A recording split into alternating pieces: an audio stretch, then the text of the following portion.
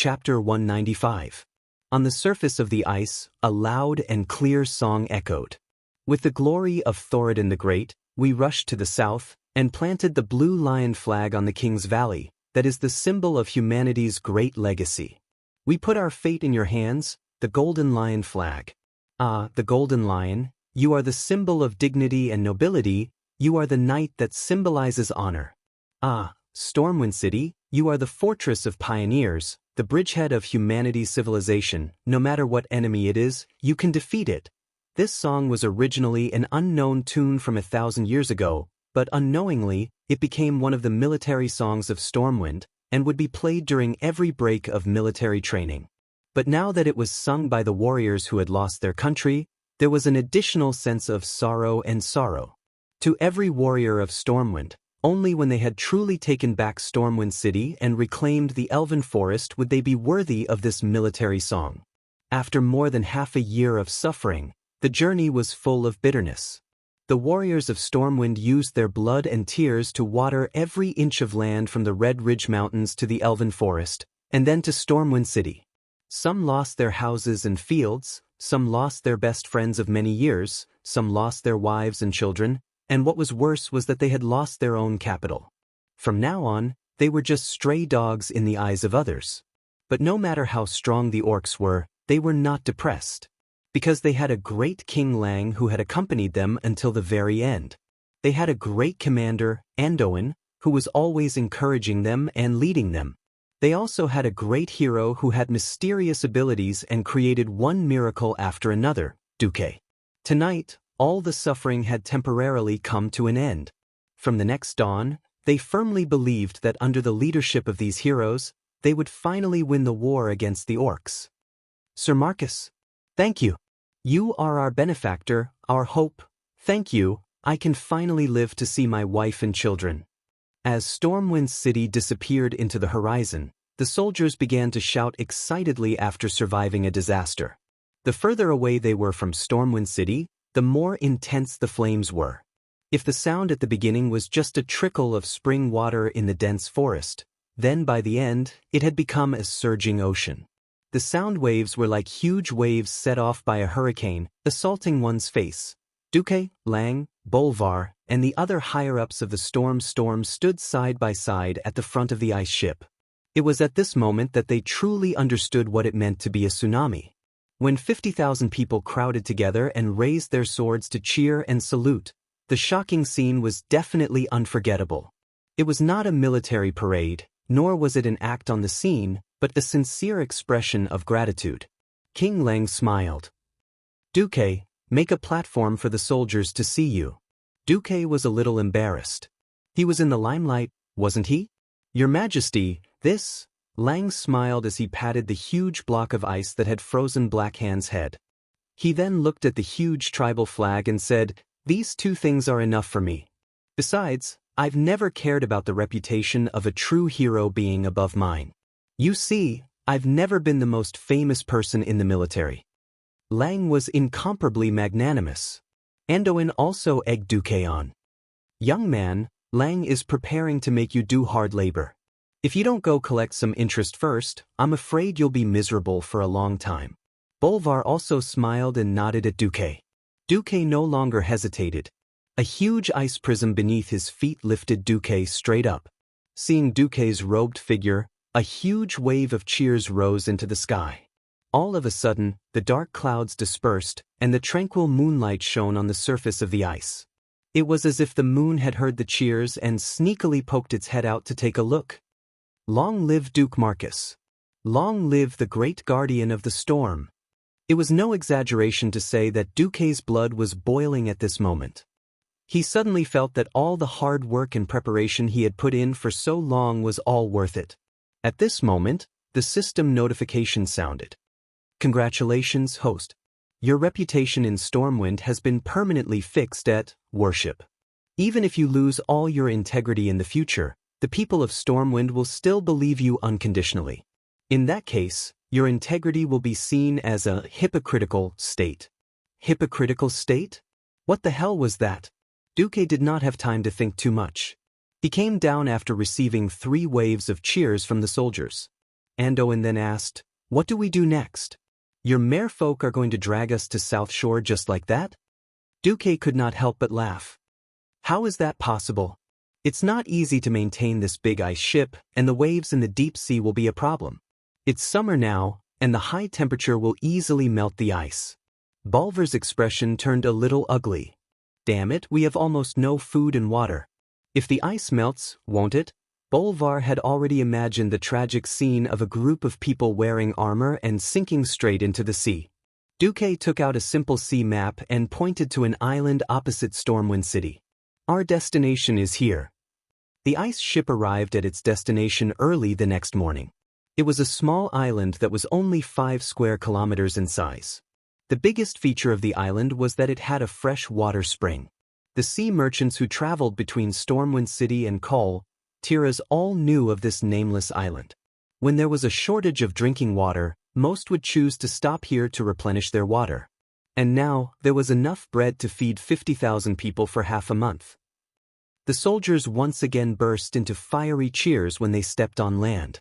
Duque shrugged. "All right, the next step is to wait for the fleet to send us to South Shore." Under the shade of a few trees, the higher-ups of Stormwind began to discuss the future policies of the kingdom. "I plan to make a trip to Rotterdam. I want to unite all the human kingdoms, as well as the dwarves and high elves, to form a huge alliance to fight against the orcs' invasion." Cleon revealed the plan that he had been thinking about for a long time. Rotterdam was located in the northeast of the Eastern Kingdom. It was the home that the Rotterdam Kingdom was most proud of. In fact, at this point in time, the Rotterdam Kingdom was the most powerful among the 7 human kingdoms. The rich Rotterdam Kingdom had the widest fields and the largest population among the 7 kingdoms. There was a saying that went, "I'd rather be a baron in Rotterdam than an earl in Torrential Fortress." This mentality was a good reflection of the richness of the land. "Should I stay in South Shore to train the troops?" Anduin asked. "No, you should follow His Majesty to Rotterdam." Duque rejected Lothar's suggestion. Chapter 196. Why? Lothar was puzzled.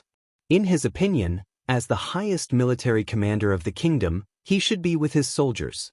The 7 kingdoms need a reason to work together. Duque's answer enlightened everyone. Yes, the Arather Empire. Being of the same race, of the same origin, and of the same clan, especially in front of a great enemy, was the best reason to unite. Moreover, there was no deep hatred between the 7 kingdoms. Abandoning the son of Thoradin the Great was indeed unkind, but they did not fight against each other. Hence, Lothar's identity as Thoradin's son was very important. "Your Majesty, It was difficult for Anduin to deal with such a sensitive issue. "Don't worry. After all, it was your ancestor who gave up the throne to my ancestor." In the eyes of outsiders, there was indeed a suspicion of usurpation.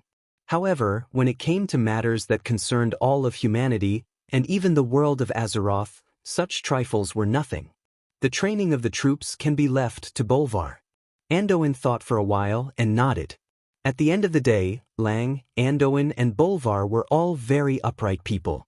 Without the restriction of those annoying nobles, they could exert their full strength. "Bolvar, I'll leave the training of the troops, my queen, and Varian to you." Lang did not have many capable subordinates. Some of the nobles who were originally in high positions had either become demons or been slaughtered by the demons in the middle of the sea. This was almost equivalent to the position of an assistant minister, and was definitely the highest of the highest. "As you wish, Your Majesty." Bolvar bowed deeply. Lang turned to look at Duque. He took a deep breath, and with a wave of his hand, a servant handed him a small spoon of melted wax. Another servant handed him a document, opened it, and poured the wax on it. Then, Lang took out the royal seal from his arms and stamped it heavily on the wax. "This is..." Duque glanced at it and saw his own name. King Lang turned his head and smiled at Duque. "Duke Marcus, please kneel." "Yes." "Fine, the boss had given me an empty promise, so I'll just kneel then." "Duke Marcus, in order to thank you for your great achievements, as well as to commend your loyalty, bravery, and wisdom, I now confer you the title of Duke of Stormwind." You are allowed to have twice the private army of a normal duke. Your fief consists of the following: East Vale Lumberyard in the north, Karazhan in the south, Mistmantle Manor in the west, and Triangle Junction in the east. I know that there are many places that have fallen to the orcs, but I believe that one day we, the Stormwind, will reclaim this beautiful and fertile land. He thought it was over, but who knew it wasn't? You will be the commander-in-chief of the Stormwind Navy. You will be in charge of all naval ships, and you will be allowed to recruit no more than 1/5 of the Navy's total forces. Duque was visibly moved. The private armies of the nobles in Stormwind were strictly limited by class. Dukes were not allowed to have more than 5,000 men. Twice that was 10,000. This was a legal military force that could be put on the table. As for the fief, no one knew better than Duque how powerful Stormwind was later in the history. Because the other human kingdoms had either fallen or declined, Stormwind City had become the greatest benchmark for the human race. Stormwind absorbed a large number of refugees from the north, and the speed at which its soldiers grew was even more exaggerated than the undead scourge. Indeed, the Headwind Trail had been blown to smithereens by Mediva's big explosion, but East Vale Lumberyard and other rich lands in Elven Forest were definitely first-class fiefs. And as the commander-in-chief of the Navy, there was no doubt that the whole of Stormwind and the benefits derived from the sea were all given to Duque. Everyone knew that now that Stormwind had almost completely fallen, and it was only a matter of time before the western wilderness was completely destroyed, if Stormwind wanted to continue, it had to rely on Duque. However, it was rare for someone like Clayan to have such boldness. Without hesitation, Duque bowed his head. "Thank you, Your Majesty, for your gift." Lang smiled and finally sighed. "What gift? If it wasn't for you, even if Stormwind was not completely destroyed, I'm afraid only tens of thousands of people would have escaped. Maybe even I would have died in Stormwind. I'm the one who feels guilty for making these empty promises." "Your Majesty, you've done very well," Anduin and the other officials comforted Lang. "Sigh, the resettlement of nearly 600,000 soldiers is a headache just thinking about it. But we don't have anything. If that doesn't work, try to ask other countries to take in our people." Right? No money. No food. How could they survive? Anduin and the others looked at each other, dumbfounded. In times of crisis, they only thought about saving people's lives and saving them first. Now that they had saved them, they were dumbfounded. They had to eat, drink, and go to the toilet. If it was only tens of thousands of people, they might be able to beg the other countries. But there were 600,000 people here.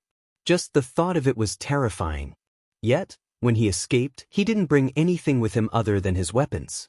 Not to mention that Duke Ferens, who was in charge of internal affairs, was dead. Even if he was not dead, he would probably be scared to death on the spot. "Duque, can I trouble you to go to Alterac Rapids Castle and the Dalajan to negotiate with the heads of the countries? Also, our national treasury is finished. I wonder if you can lend a sum of money to the kingdom in your own name." Lang's face was flushed when he said this. On one hand, he really did not have any talented people around him. Bolvar and the others were indeed righteous knights, but they were definitely not good at diplomacy. Moreover, if they were to go begging like beggars, it would be strange if the other side would have a good expression. On the other hand, a dignified king actually had to borrow money from a duke. What face did he have? And the richest person here was Duque. "Your Majesty, please do not worry about the national treasury." With that, Duque snapped his fingers, and two burly male Nagas carried a huge box out of the sea. The royal guards took the box and opened it. A burst of golden light almost blinded Lang and the other poor people's eyes. Gold bars. So many gold bars. These gold bars were engraved with the emblem of a lion. It was no doubt the gold bars used in Stormwind. "These are..." Lang stuttered. "Your Majesty, have you forgotten? A while ago, when those nobles were escaping, they encountered the Bloodsail pirates. In order to escape, their ship turned and left behind a large amount of their belongings. Then my Murlocs picked them up." Lang suddenly remembered that because those nobles had colluded with the demons, they had been demoted. According to the kingdom's laws, their fiefs and properties would be confiscated. At this moment, Anduin, Bolvar, and the royal guards all bowed to Duque. Duke Marcus, you have a heart that shines with a holy light. Chapter 197. Honesty, courage, wisdom, and loyalty. Duque had become a synonym for a saint in everyone's hearts. In reality, other than his smarts as a transmigrator, Duque's other three qualities were all bullsh*t. Duque had never thought that he had ever been loyal to Lang. As a modern man, deep in his bones, he was a boss and a worker. Duke would never be touched by the feeling of sacrificing his life for the other party. As a transmigrator who was familiar with history, Duque knew that money was not enough, but having too much money was useless. The most important thing was still power. His own power and the power of his subordinates. According to history, the First Orc War ended with the opening of the Dark Portal and the fall of Stormwind City. Then, the Orc army regrouped and headed north, looking for trouble with all the races and kingdoms on the continent. This was the start of the Second Orc War. Duque did not know if the Orcs would continue to go against all the races and factions on the continent like they did in history. Obviously, when Duque saw that the world of Azeroth's similarity had dropped from 80% to 79%, Duque realized that history would continue to be shockingly similar. Duke had saved 50,000 elite soldiers, as well as Leon, who hadn't died in history. Of course, Khadgar had died as well. He had killed over 100,000 Beastman elite soldiers and had even ruthlessly tricked Orgrim. Even with so much fate deviation, he had only managed to reduce the similarity by 1%. Just thinking about it made one drunk. However, when he thought about the mighty Burning Legion and the creation titans that would appear later on, he suddenly felt that it was quite amazing that he had done so much in exchange for 1% of the world's change. Alright, back to reality. At noon on the second day, the first batch of ships arrived. This batch of ships had more than enough space. After replenishing some daily necessities and medicine for the people waiting on the island, they carried a total of 16,000 people. On the ship, Duque was already busy. Because the tribe did not pay much attention to the western wilderness, Duque was able to secretly transport the summer grain that had not yet been sent to Stormwind City to South Shore. This batch of grain could greatly alleviate the food shortage in South Shore. In addition, there was the migration of the Murlocs and Nagas. In fact, the Orcs couldn't do anything to the Murlocs on the coast, but Duque needed the Murlocs more, South Shore. The entire continent of the Eastern Kingdom was actually divided into two continents, the North and the South, connected by a gigantic solder bridge. To the south of the southern continent was the territory of Stormwind, while to the north of the southern continent was the territory of the dwarves centered around Ironforge. To the southeast of the northern continent was the Arthi Highlands, which was where the Stromgarde Kingdom was located. To the south was the Hillsbrad Hills, the territory of the weakest of the 7 human kingdoms, the Alterac Kingdom. The place where the refugees of Stormwind City were evacuated was South Shore, which was located south of the Hillsbrad Hills by the sea. To the west of the northern continent was the Magic Kingdom of Dalagen, and to the north was the most powerful Lordaeron Kingdom. Of course, the northernmost part of the northern continent was the High Elves' Kuel Salis Kingdom. Now, Duque was moving the Murlocs because Duque needed the Murlocs to help reclaim the Murlocs there, and to fish as much as possible to provide fish for the Stormwind refugees. About 50,000 of the Stormwind refugees were taken in by the maritime kingdom of Kul Tiras, while 100,000 continued to move in the direction of Stromgarde, Alterac, Dalagen, and even Lordaeron. Including the 50,000 soldiers who were about to arrive, there were less than 450,000 people left in South Shore. Even so, it was a very heavy burden. Through the system ELF, Duque had already calculated that even if they found enough land to cultivate, they would still be short of at least 20,000 tons of food before the first harvest next year. In this era, it was almost an astronomical figure. It completely exceeded the amount of food that could be bought in the commercial market. Lang was running away from reality and threw the food problem onto Duque's head. This made Duque's teeth hurt. He had a lot of things to do, such as finding time to go to the southernmost Stranglethorn Valley of the Eastern Kingdom to deal with the remaining Bloodsail pirates. Or finding time to practice magic. After much consideration, Duque decided to pay a visit to the Barav family in Alterac. Many people might wonder why Duque didn't visit the king of Alterac Kingdom, but the Barov family instead. It had to start from the history of the Alterac Kingdom. The Alterac Kingdom had a long history, but the current royal family's history was very short. It only lasted for the past 20 years. The first king of Alterac was born into a wealthy family, and in order to have a place of his own, he founded the Alterac Kingdom. He chose to build his kingdom on the steep Alterac mountain range. The land was barren, and the living conditions were terrible. Very few people were willing to follow him, and the kingdom's territory and power were very small. It was not an exaggeration to say that Alterac Kingdom was the weakest of the 7 human kingdoms. The current king, Aiden Pirinold, inherited this mess, and the situation only improved after the Barov family joined in. The Barov family of the Alterac Kingdom was a wealthy family that controlled a large amount of land east of the Alterac mountain range. Brill, Taran Mill, Cair Darrow, South Shore. These places were all their fiefdoms. Their wealth surpassed that of the Alterac royal family. They had Arthi blood, and the family lived in Cair Darrow County, which was an old castle of the Arthi people. They continued this ancient and noble family bloodline. In fact, the Barov family was the one that Duque had been dealing with. From the very beginning, Duque had never set his sights on the other factions to get the food. The transportation of food in this era was terrible. Even the slightest bit of distance would result in a 50% loss of food. The only thing that Duque felt lucky about was that most families had the habit of storing food because the harvest was not stable. As long as he could settle the rich Barov family, he would not have to worry about food until next year. A week later, Lang and Duque's group arrived at South Shore. Ryan was very surprised by the expanded South Shore. There was a stone pier built according to the standards of Stormwind City, and there were neat wooden houses as far as the eye could see from the entrance of South Shore. There were medical, food, fire protection, toilets, and all kinds of living facilities available. There was even a huge wooden wall being built. But after comforting the people, Lang hurried on the road to Lordaeron. Duque left Windsor to help him train his private army while he brought Makarov and the others to Cair Darrow County to meet Alex Barov, Aiden's best friend, and now Duke Barov. Chapter 198.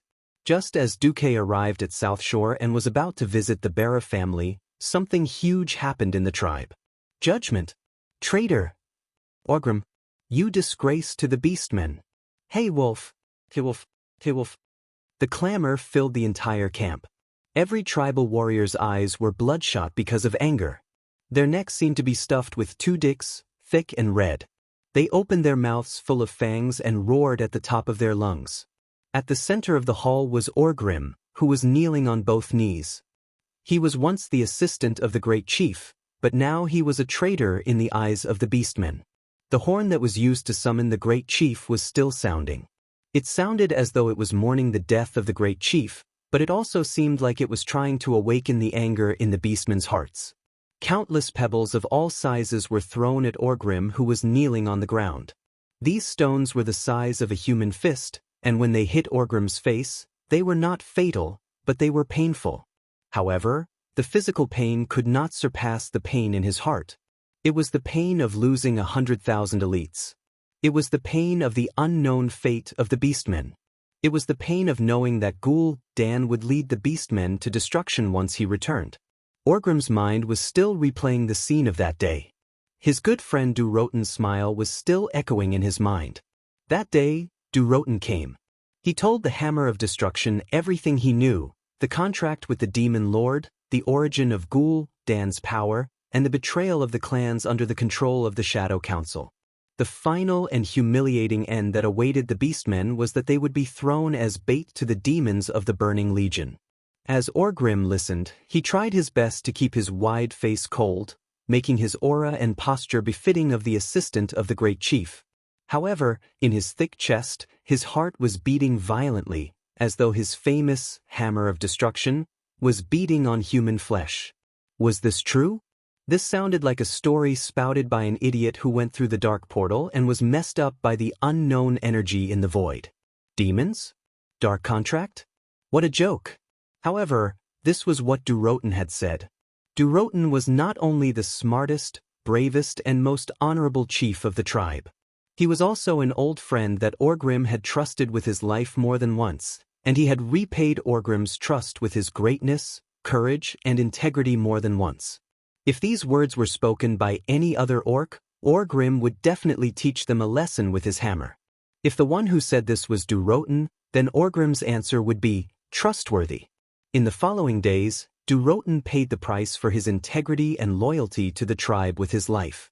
He and his wife, Draka, had been assassinated by the Shadow Council. Whenever he recalled this scene, Orgrim's steady hands would tremble uncontrollably. Orgrim couldn't help but ask himself, am I going to die? Should I die in such a cowardly manner as a traitor? No, there's a lot I haven't done yet. If I die like this, then no one will be able to control Dan.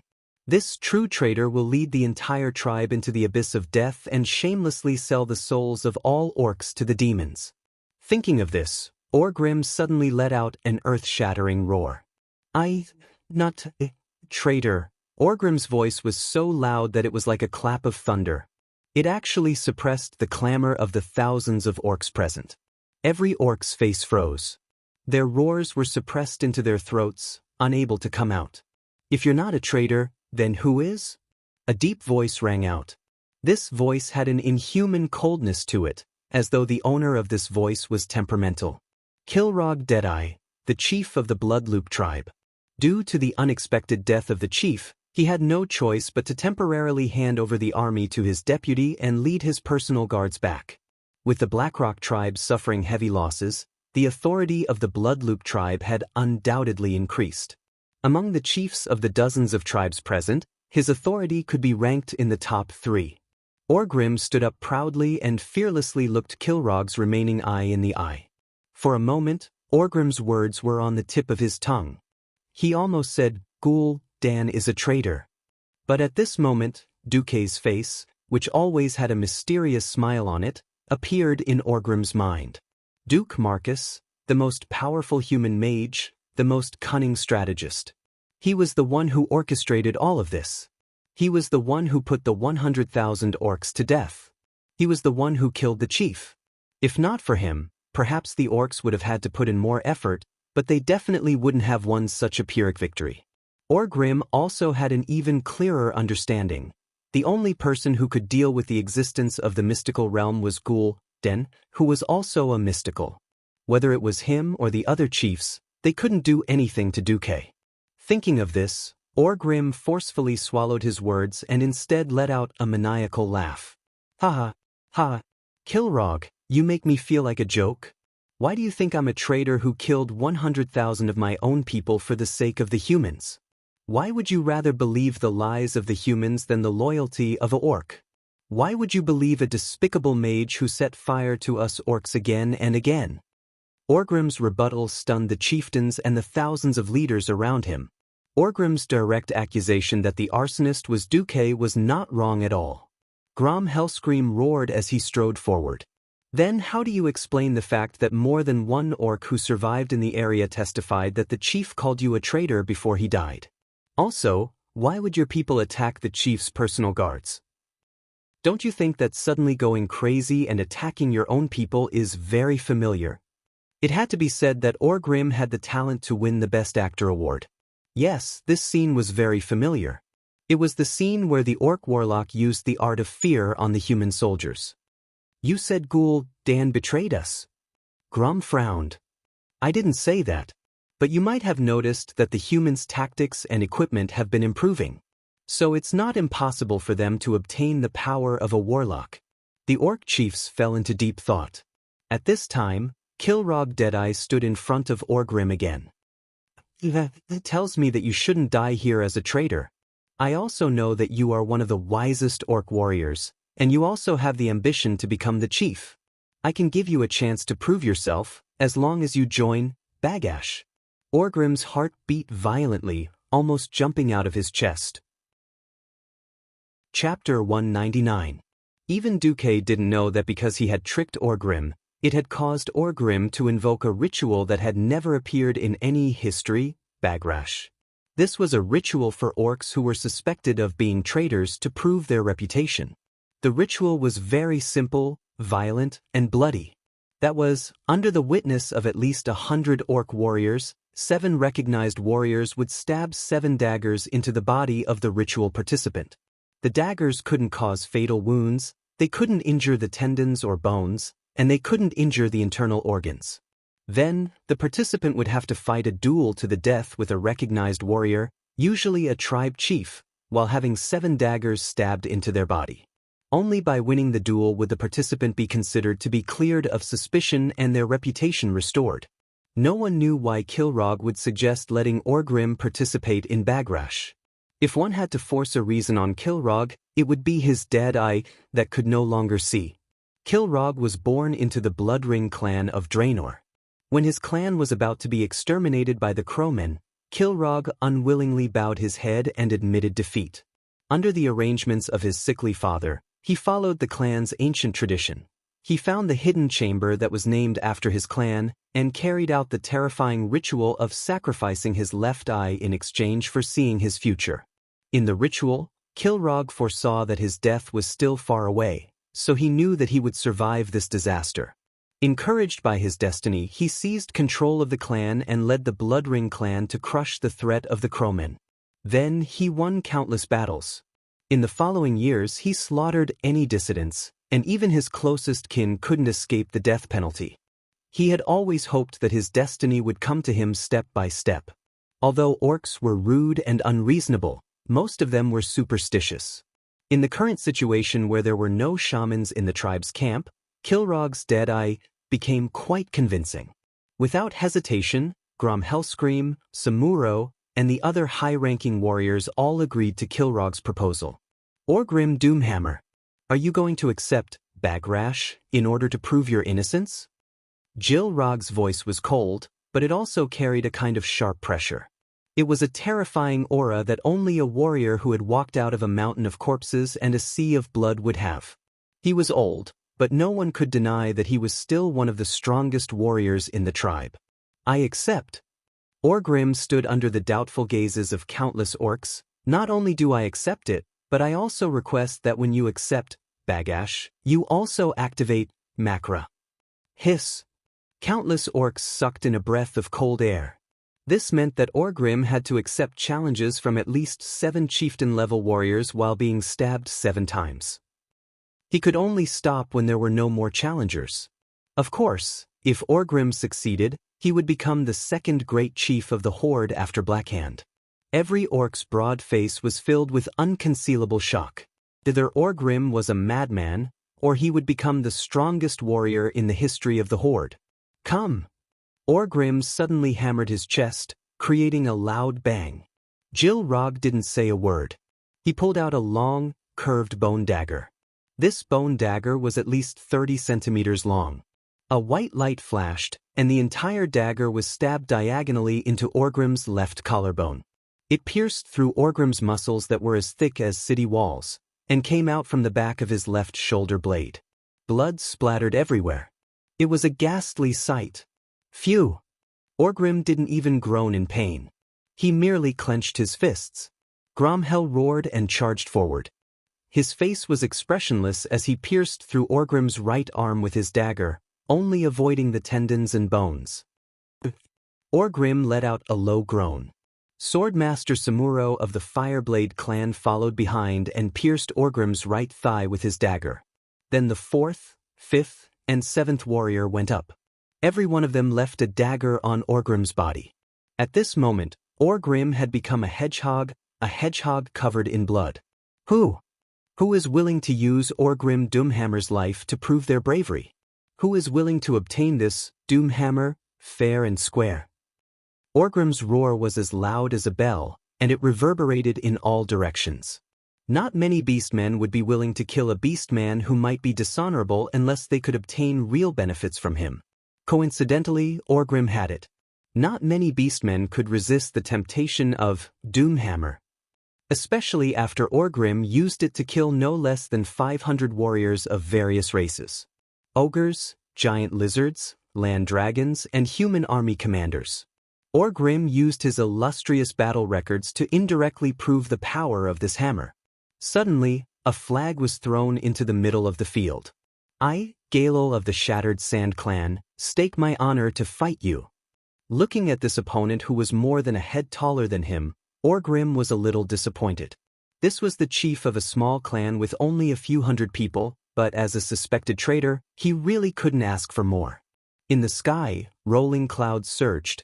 On the ground, a horn sounded. Whether it was Makra or Bagash, nothing could attract the attention of the beastmen more than the bloodiest and most passionate battle. Only those who dared to face death would be recognized by the beastmen who valued martial arts. Only this most primitive and most unsophisticated battle could truly wash away Orgrim's suspicions. Come! Orgrim roared, and the little chief, Galil, rushed over. Bang! Bang! Galil's heavy footsteps could be heard on the solid ground. Galil's momentum gave people the illusion that a mountain was collapsing. Galil bared his teeth and slashed with his huge machete.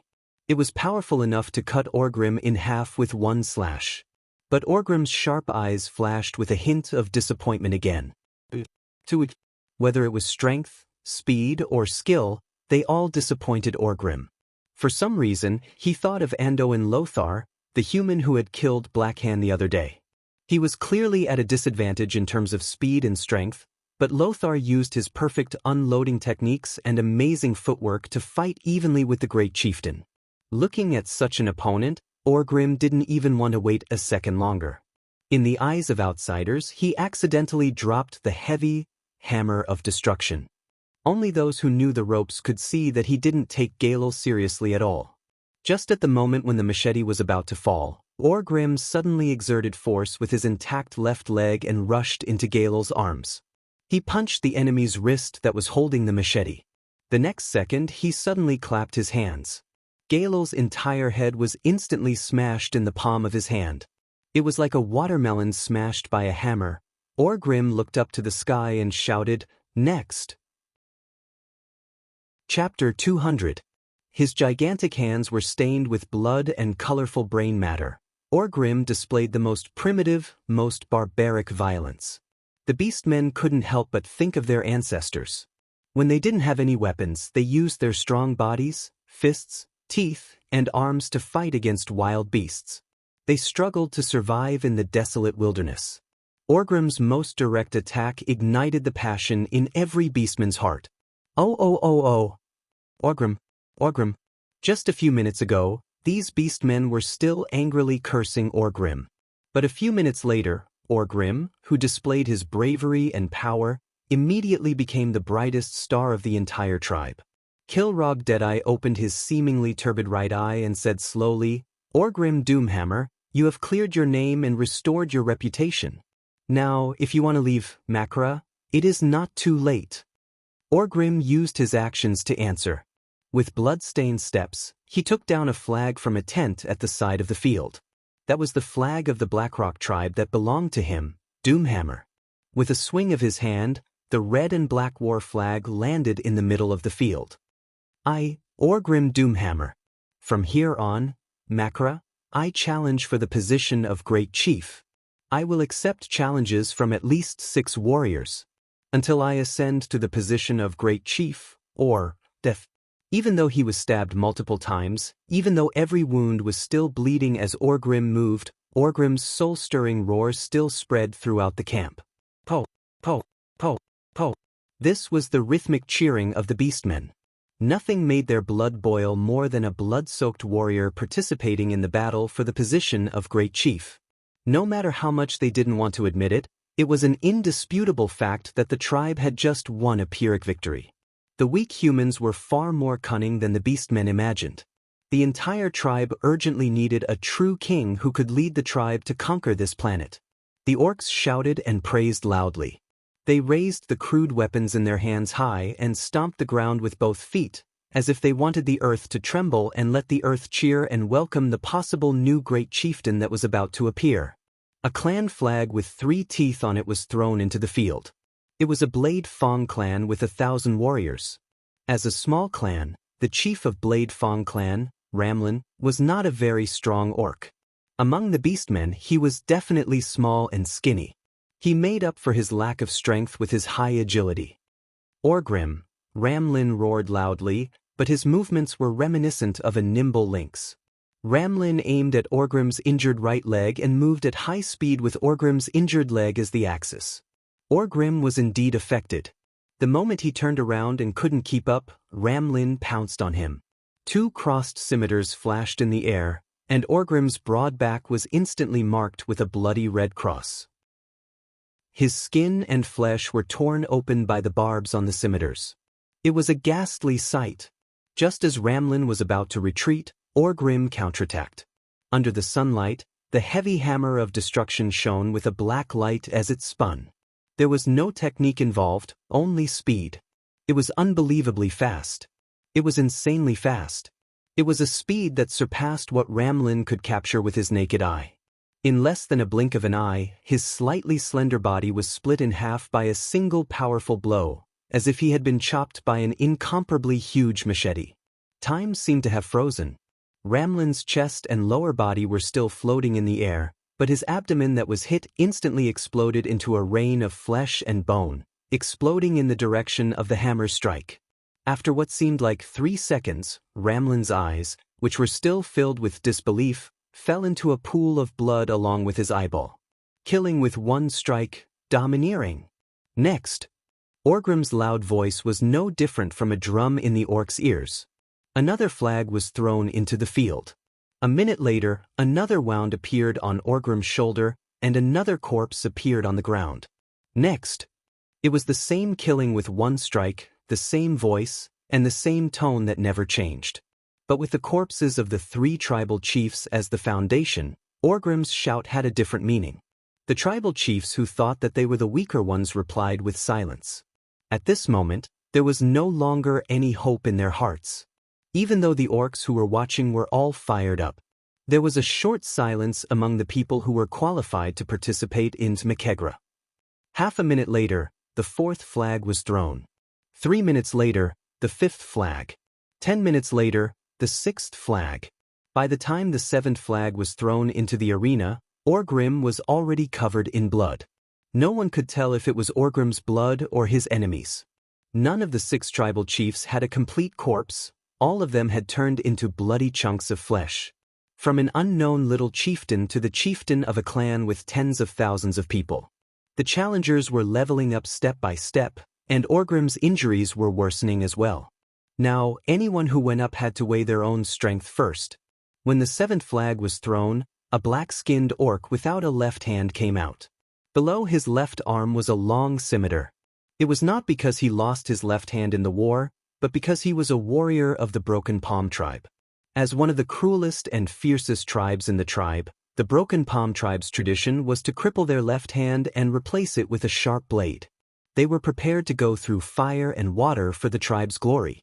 Orgrim, you are indeed powerful, but your path as a great tribal chief will end with me, Cunnud Bladefist. The tribes were also divided into different ranks. Only the tribal chiefs had the right to challenge, but in the big tribes, the publicly recognized warriors also had the right to challenge Mkegra. For example, in the history, Orgrim challenged Blackhand as the deputy of the Blackrock tribe's chief. This was equivalent to the deputy chief, and he successfully killed Blackhand. Glancing at Cunnud Bladefist, Orgrim's boorish face showed some disdain. If you can't do it, let your chief Kargath do it. You are tired. You are heavily injured. Orgrim. Cunnud suddenly took a step forward. With your temperament, you are only fit to take advantage of heavily injured opponents. The mockery on Orgrim's face intensified. I am tired, I am injured, but even if there are 1,000 of you, I can still kill them all. Chapter 201. The crowd had thought that they had reached the peak a long time ago, but who would have thought that after Orgrim's words, an even higher peak that seemed to have appeared out of thin air behind that unsurpassable peak. The sound waves reverberated in the sky for hundreds and thousands of times. The entire tribe's camp, and even the entire land, were shaking violently. What kind of heroic spirit was this? As long as one's life was not spared, the bloody battle would not end. Not long ago, no one looked favorably upon Orgrim, the assistant of Blackhand. But now, every single beastman had a different view of him. His gaze was filled with intense admiration. No, this was no longer admiration, it was worship. Orgrim, Orgrim. The roars of thousands of beastmen stirred up the emotions of all the beastmen in the tribe's camp. Although the beastmen in the distance could not see what was happening, they could hear their leader's voice and knew that perhaps a new great chieftain was about to be born. Cunud pounced over. Orgrim said that he looked down on Cunud, but in his heart, he put in 120% of his effort. No one from the Broken Palm clan was easy to provoke. The Broken Palm clan originated from the beastmen who were enslaved by the ogres. This group of beastmen were imprisoned by the ogres in a huge, rough, and incomparably sturdy circular arena as gladiators. Every day, they would fight non-stop to entertain the ogres and other, higher races. This was the sole purpose of these beastman gladiators' existence. The ogres promised that as long as any beastman slave killed 100 beastmen in the arena, they would obtain freedom. Cunud's brother, Kargath Bladefist, did it. However, what the ogres gave Kargath was not freedom, but the fate of being imprisoned in an underground prison that never saw the light of day until his death.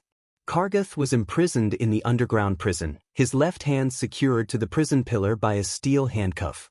In order to break free from the handcuffs, Kargath chose to destroy his own left hand. Kargath led the beastman slaves who also chose to give up their left hand and use their sharp fists instead. They fought like the slaves of Spartacus before Duce's transmigration against the Roman Empire. They killed the ogres who had enslaved them. Kargath carried the head of the ogre leader and announced the formation of a new clan. A clan that yearned for freedom and fought for it, the Shattered Palm clan. Therefore, this batch of Shattered Palm tribe's orcs were all super elites who had killed their way through mountains of corpses and seas of blood. Just one charge from Cunud was enough for Orgrim to realize that this wasn't an opponent he could deal with unscathed. From the corner of his eyes, Orgrim glanced at a few famous chieftains or heroes who were watching coldly from the side. Grom Hellscream, Kilrog Deadeye, Samuro. Orgrim wasn't sure if the strongest of these tribes had any intentions of making a move. But he had to prepare for the worst.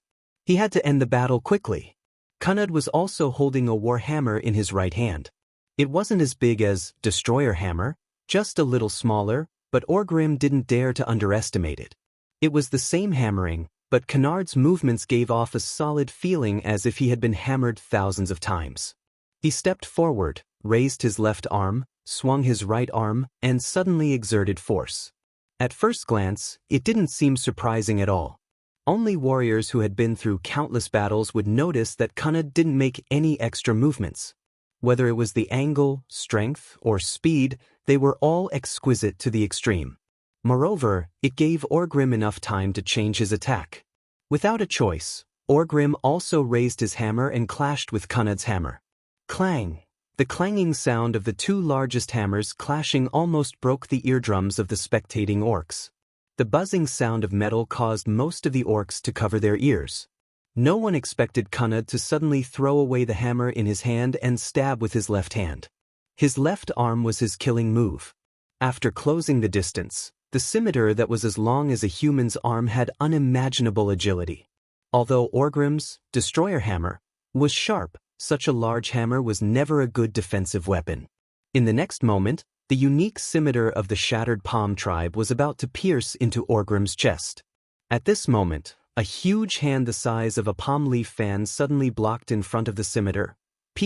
Blood splashed everywhere. The sharp blade easily pierced through Orgrim's left palm and into his chest. However, it was unable to pierce into his heart.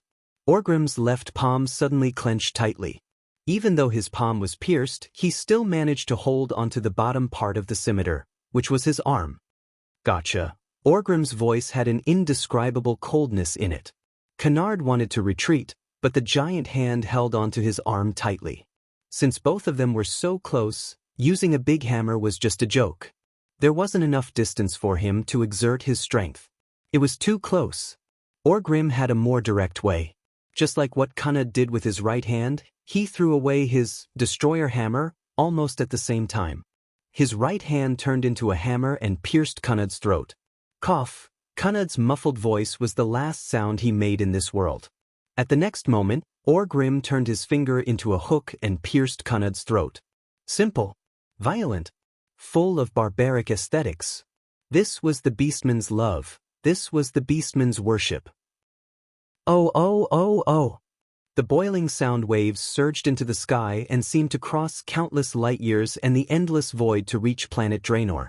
He withdrew his left hand from the scimitar and kicked away Kunud, who was about to lose his life and become a corpse. Orgrim raised his fists and roared for the 7th time. Who else? Orgrim looked at the faces of the strongest existences in the Horde: Grom, Kilrog, Samuro. With his body riddled with scars, Orgrim dared to say that he wouldn't have more than a 50% chance of winning against any one of them. But it was impossible for him to back down, and he would not back down. This was not only because of his life and his glory, but also because he felt that he was shouldering the last request of his good friend, Durotan.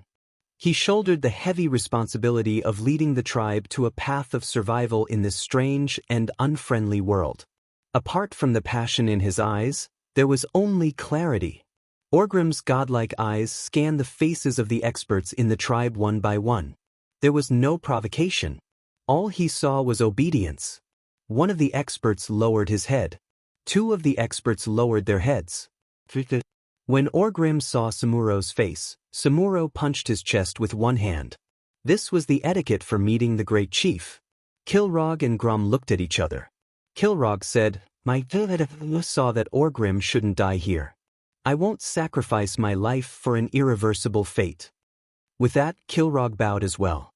Grom said, "I am very satisfied with my position as the Warsong tribe chief." With that, he bowed as well. At this point, the second great chief of the Horde was born. Chapter 202. Caer Daroshire, northeast of the Hillsbrad Hills. The Bara family's castle was located on a beautiful island surrounded by water. The beautiful Lake Daromir was the castle's most beautiful scenery, and also the best moat. The southern side of the island was relatively flat, and this was where the essence of the Bara family's industry was gathered. Large blacksmiths were connected to each other, and thick chimneys were constantly emitting black smoke. People came and went on the island, and the merchants' caravans were endless. On the western side of the island, there was a large port that was clearly not for civilian use. Duque actually saw a small warship here, which was obviously used by the Bara family to protect their home. The island was not completely separated from the shore. There was a 200-meter-long stone bridge that could accommodate 4 carriages side by side that connected the island to the shore. The lake was not deep, and the water was about 2 meters deep, allowing people to see the bottom through the clear water. Of course, there were at least 10 cannons on the fortress that protected the entire Bara family's castle, and their muzzles were facing the shore. If someone really led an army to kill their way through the narrow mountain road, it would be a real live shooting practice. No one from the attacking army would be able to cross the bridge alive. Duque stood on his horse on the shore. If not for Duque's transmigration, this prosperous island would have become a deathly silent and terrifying place in a few decades. The entire Bara family would have been destroyed, and this place would have been occupied by Kel Thuzad's cursing sect.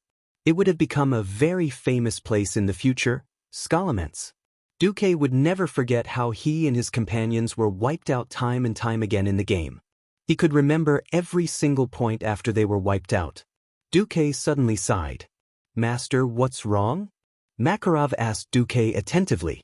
"Nothing, it's just a little boring." At this time, one of Duque's private soldiers rushed back. "Report, there seems to be some trouble ahead." Makarov suddenly frowned. "Didn't we already inform him that His Excellency would come to visit?" "That's right, but a caravan suddenly overturned their carriage on the bridge, dumping a large amount of goods and attracting cattle, sheep, and animals. Now the only bridge to the island is blocked. The Bara family said they were very sorry and asked us to wait for a while," the private soldier said. Makarov's face was as dark as ink. "What about the ferry?" "They were all sent out before we made the announcement." "What mistake?" This was clearly a show of strength. "Master, Duque didn't mind at all. Instead, he laughed. Ha! Barav and his men really think we're beggars. I'm going to blast those guys on the bridge." Makarov was furious. He waved his hand to summon his private soldiers, ready to rush over and push everything in their way into the water. No need. Duque pointed his horsewhip at the castle on the island. I want to tell Barov that before I became a duke, I was first a powerful mage, and Stormwind is not dead. Pass the order, change the horseshoes. Horseshoes? Horseshoes could protect the horse's hooves from cracking, but horseshoes were only used in a world of ice and snow. Fortunately, the troops came along the edge of the snow-covered Alterac Mountains, so they were prepared for horseshoes. It didn't take long for the horseshoes to be changed.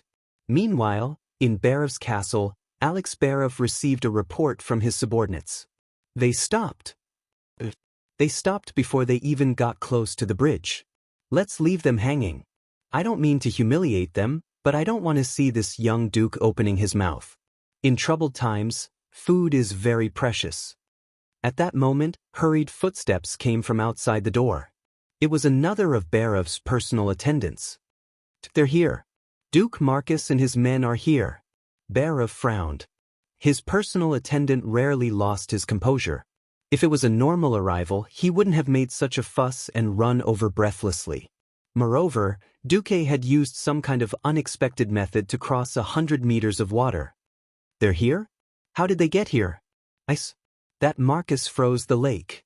Hearing his subordinate's report, Duke Barov quickly left the room and went to the other side of the castle, which was a terrace close to the bridge to the south. He saw a scene that he would never forget. Above his head, the warm sun. In front of him, a kilometer of ice. Darlong Mill Lake, which Caer Darrow Castle relied on as a barrier, was completely frozen. A group of people galloped on the slippery ice, heading straight for the castle. The rumbling of the horses alarmed countless people who were working on the island. Not far away, Duke Barov saw that his guard captain was stupefied. He clearly held the alarm bell in his hand, yet he didn't know whether to ring it or not to ring it. Fortunately, at the last moment, the captain saw Duke Barov. The Duke heaved a long sigh and made a beckoning gesture. The captain was relieved. Open the gate. Welcome, distinguished guest. In fact, in order to pretend to be in a hurry, the gate was always open. However, having guards lined up to welcome him was completely different from not having guards lined up. As if he was waiting for the guards to line up, the moment the Barov family's private army finished lining up and blew the welcome horn, Duke arrived. Duque knocked on the horse's belly, and a tall, pure white steed galloped over the frozen lake. At this moment, Duque did not look like a mortal at all against the backdrop of the falling snow. He wore a white mage crown with purple patterns on the top and a white stormwind robe with blue edges, fluttering in the wind. At his waist was a belt brimming with a baleful aura and exuding a mysterious blue arcane radiance. At his waist was a strange ornament faintly flickering with lightning, which was even more dazzling. The pure white cloak he wore fluttered in the wind and snow, and the golden rune patterns embroidered on the cloak could be vaguely seen. Although he looked like a gentle and elegant young man, he gave people the feeling that he was a god who walked out of the snowstorm. Stepping on the ice, Duque's warhorse neighed even more. However, this appearance startled Duke Barov, who came out to welcome him. Next to him, Makarov grabbed the reins of his horse, jumped off lightly, and immediately announced, Duke Marcus, the court mage of Stormwind, the Duke of Karazhan, the destroyer of hundreds of thousands of orcs. Next to him, for carriages were lined up. Duque's private army quickly opened the boxes in the carriages. 2 carriages of golden bars, and 2 carriages of frozen orc heads. Duke Barov's eyelids twitched. Chapter 203. Duke Barov was not young. In his life, he had seen many different kinds of people. There were thieves, bandits, trolls, and nobles. He had never seen a person so domineering and overbearing. But he was not blindly domineering. At least he came with wealth. Give my friends wealth, and give my enemies death? Narrowing his eyes, he looked at the long carriages behind Duque. Even if he did not want to admit it, Duke Barov had to say, this little guy is well prepared. Recalling the information on Duke Marcus, the boy who rose miraculously, Barov felt a headache. He was too young and his status was too high. If Duque was a title passed down from his ancestors, Duke Barav could still treat Duque like a junior. But obviously, Duque was not. Last summer, at the age of 14, he was selected to become a magic apprentice at the Storm Royal Magic Academy in the East County Abbey.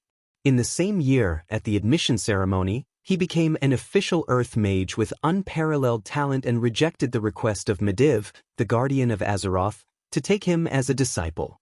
Later, it turned out that Duque was right, because he was sensitive to Medivh's demonic aura. That was not all.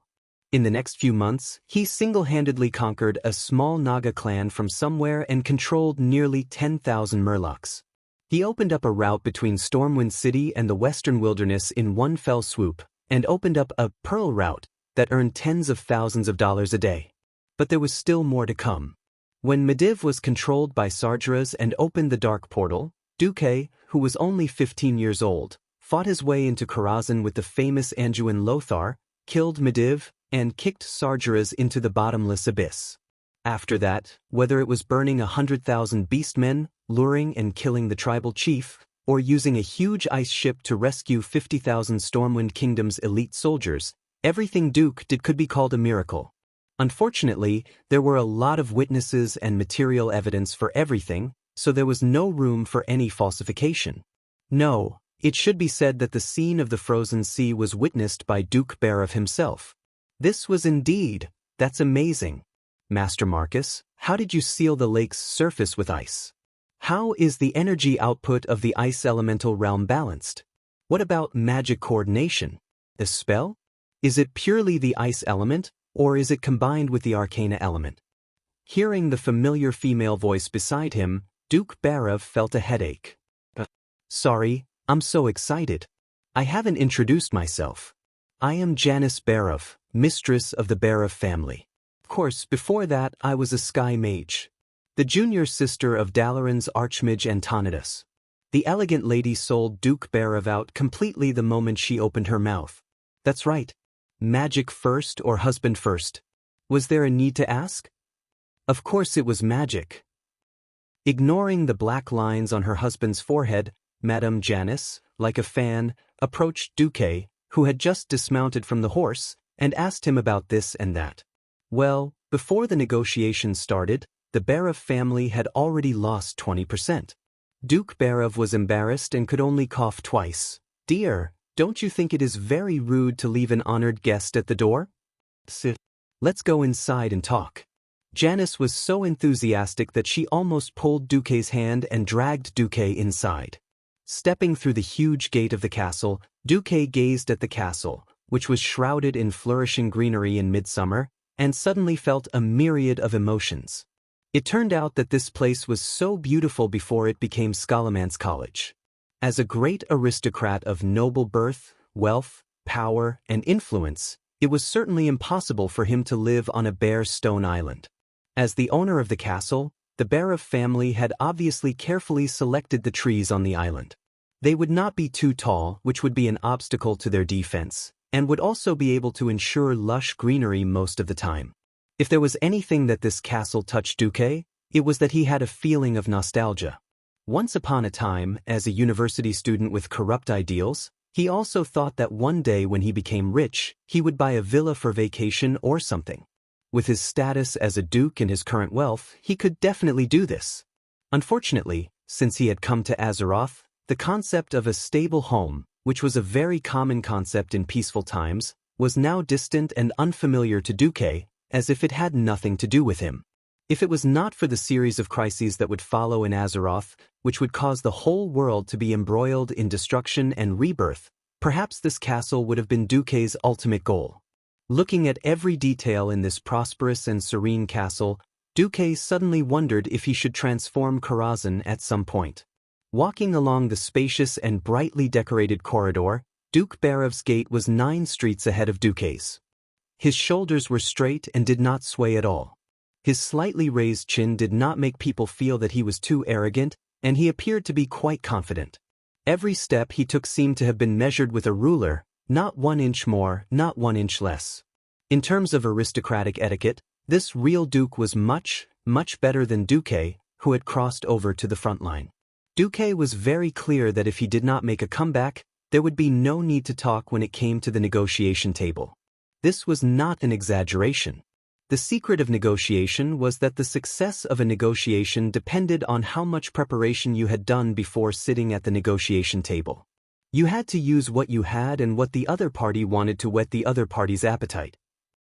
If you lost too much before sitting at the negotiation table, no matter how much effort you put in, it would be looked down upon and disregarded. He wanted to pry open the Barov family's treasure chest and take out the most valuable thing in the treasure chest, food. First, he had to grasp the Barov family's weak spot. If he could not do this, any groveling, kneeling, and crying would be meaningless. Unless he led an army to rob it, he would not be able to get a single grain from the Barov family's granary. Fortunately, Duque knew what to do next. Of course, before that, Duque gently activated his magic circuit. This was definitely a common thing among mages.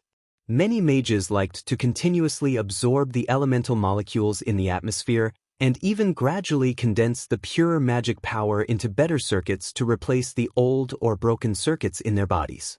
But what Duque did was a little exaggerated. In just a second, Duque had scanned all the magic traps within a 300-meter radius with the system elf. Lady Janice could clearly feel that in that instant, the magic traps and magic circles that she had originally controlled all deviated slightly. It was not that she did not want to regain absolute control of these magic circles, but the magic circles seemed to be afraid of her and cowered away from her. She suddenly realized that as long as Duque wanted to, his uncontrollable power would dominate and take over everything in an instant. Chapter 204. For a moment, Janice tried to regain control of everything and regroup the magic traps in a short time. But the Princess Barov soon gave up, feeling a disagreeable sensation which was at once familiar and strange to her. God, Duque, you remind me of Antonidas. This old brother of his makes me feel so helpless. Even though Janice had her hands on her hips and was lecturing a junior, Duke Barov was still shocked to hear his proud wife compare Duque to Antonidas. Just now, Duke Barov could not hide the shock on his face. The magic defense system I painstakingly set up was seen through by him in one glance. Not only here, but also those in your dormitory. I told you, with my level of skill, I can only defend against petty thieves. I can't defend against a true master. In front of a true archmage, setting up such a clumsy magic trap would reveal the location of the trap in advance. Janice scolded her husband without holding back. Sorry, I was hit by the magic trap and overreacted. Duque raised his head slightly. There was a lightning magic trap hidden on top of the gorgeous chandelier. As long as Janice willed it, or pressed a switch in a secret passage at the side of the corridor, the entire 20-meter-long corridor would be baptized by lightning. Duque's sincere apology made Duke Barov even more embarrassed. All right. Our guest must be hungry after coming all the way here. Let's eat first. In the beautiful dining hall, Duque, who was sitting at a long table that could seat 10 people, fell into a new dilemma. Western etiquette was quite complicated. Unfortunately, Duque's understanding of it was limited to holding a fork in his left hand, a knife in his right, and not talking while eating. Then, when Duque saw the elegant butler place a large number of spoons and forks of different sizes beside his plate, Duque was dumbfounded. The habits of nobles were quite troublesome. If he took the wrong thing, he would be looked down upon. Duque didn't have the chance to cram on this knowledge. Similarly, because he didn't have this knowledge in his head, the system elf couldn't save him. When Duque felt the Duke and Duchess looking at him, Duque suddenly felt glad that the Duchess was a mage and quite obsessed with him. Did you know? Mrs. Barov, in fact, low-level spells are very helpful in training one's multicasting ability. Oh! Janice's eyes lit up. This was multiple casting. Countless people had practiced metamagic abilities for a long time without being able to develop any. But everyone knew that a mage who was good at casting multiple spells could definitely take on 2 or 3 mages of the same level. Janice had also heard some rumors about Duque. My teacher is Wuxia, the 100-handed reaper. In fact, I learned the rarest way to train my multicasting ability from my teacher. Since we hit it off so well, I might as well introduce you to each other. Oh, my little Duque is the best. Hurry up and teach me. If I really learn it, I'll help you bully my old man at the negotiating table. As soon as she said that, Duke Barev's hand froze in the middle of reaching for the spoon. He had always known that his wife was a magic maniac. Back then, Janice, who was beautiful and noble, was absolutely loved by everyone. Thinking back to the time when he, handsome and elegant, finally plucked the Dalajan rose with all his magic treasures, it was something he was proud of for decades, both for his feelings and for his career.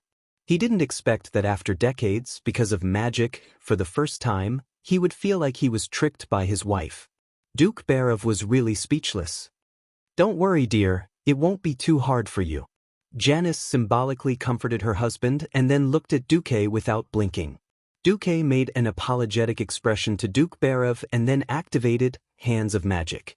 When the 12 Hands of Magic appeared, they simultaneously helped Duque tie the napkin, cut the food, swirled the wine, poured it into his mouth, and wiped his mouth with the napkin. After a series of dazzling magic performances, who would pay attention to whether Duque used the right spoon or knife. Duque even instigated, Duchess, you can start with the 2 simplest hands of magic and let the 2 additional hands of magic help you complete the actions of daily life. After a while, you'll find that you can easily multitask.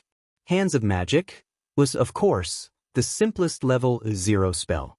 It was when a mage focused all their attention on one hand of magic. When using 2 or 4 hands at the same time, the mental power required was completely geometrically increased. But it was undeniable that this method could indeed train one's ability to cast multiple spells. Seeing that his wife was easily bought over, Duke Barev also looked helpless. Soon, this somewhat ceremonially ridiculous meal was over. To Duque's surprise, Duke Barev actually agreed to immediately start the negotiations in the afternoon. Originally, Duque thought that Duke Barev would deliberately give him the cold shoulder. In a private meeting hall, the lights were brightly lit. Duke Barev sat on one side of the conference table. Beside him was a secretary, and behind him stood 2 guards who were obviously experts. On Duque's side, there was only one attendant, Makarov. Duke Barev clasped his hands together, his chin resting on the back of his fingers. He immediately got to the point. Duke Marcus, I have to admit that I have underestimated you. Your talent in the field of magic is unparalleled, and your wisdom is also evident in negotiations. Janice is my darling, and her pressure forced me to open this negotiation in a passive position. But I hope you understand that personal feelings are not the main factor in this negotiation. The Barev family does have the food that Stormwind urgently needs. I just want to ask, if the Barev family takes out the food that is equivalent to the family's lifeline as a bargaining chip, what will the Barev family get? Duque did not hesitate. Safety and the continuation of the Barev family. Duke Barev immediately frowned, obviously thinking of something bad. Duque flipped his left palm. Don't misunderstand, the swords of the Stormwind warriors will never be pointed at humans. I think it is necessary for me to educate you on the destructive power of the beastmen. Prince Barev made a gesture of invitation. Duque cast a spell that looked like magic mirror. Duke Barev saw this and was immediately moved. Chapter 205. In this era, there were no video recorders. No matter how good the magic mirror spell was, it could only transmit current events, which was to use magic to make a live broadcast. It was also affected by distance, elemental fluctuations, and a series of other factors, making it quite unstable. If one were to say that recording a certain event was in the realm of the bronze dragons, who could control space and time. Among the humans, even the most famous astral mage, Mediv, only had a deep understanding of space. What Duque was doing now was completely beyond Duke Barev's imagination. 3-dimensional projection. Before Duque's transmigration, the true meaning of holographic projection technology had not yet been formed. But the wise and far-sighted humans had already built a huge triangular cone made up of 4 triangular pieces of glass, and through the combination of projections in 4 directions, it became a true 3-dimensional projection. Duque's system ELF also extracted Duque's knowledge in this area, and replayed the memories imprinted in Duque's mind in the most three-dimensional and realistic way. It was the Battle of Red Ridge Mountain. Duke Barav only saw, in the projection, a green tide suddenly surging from the other side of the mountain. More than 10,000 orc warriors surged from the mountain passes and mountain ridges towards the human camp.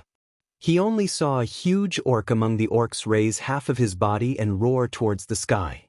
His braided hair spread out in the wind, and together with that shocking roar, it was awe-inspiring.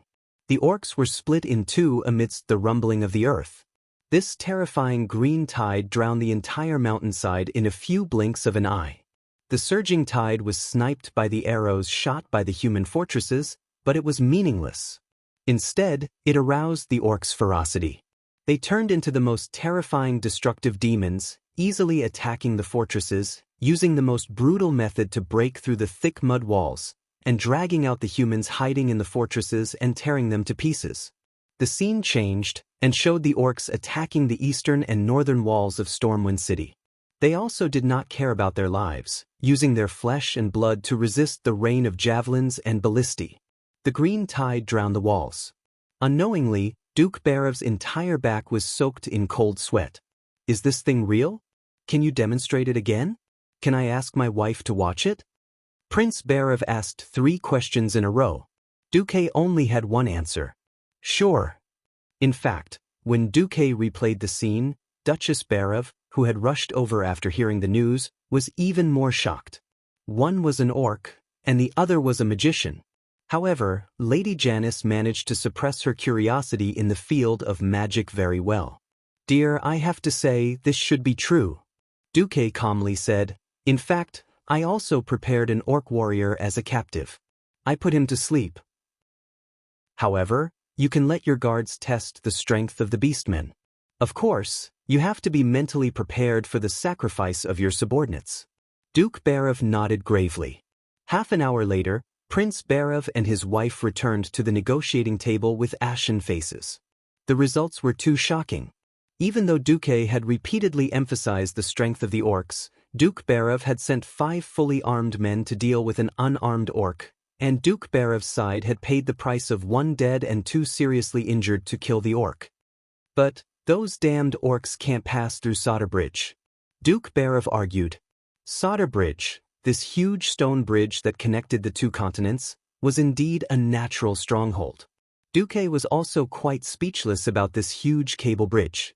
This should not have appeared in a world that seemed to be set in the Middle Ages on Earth, with magic and swords as its core.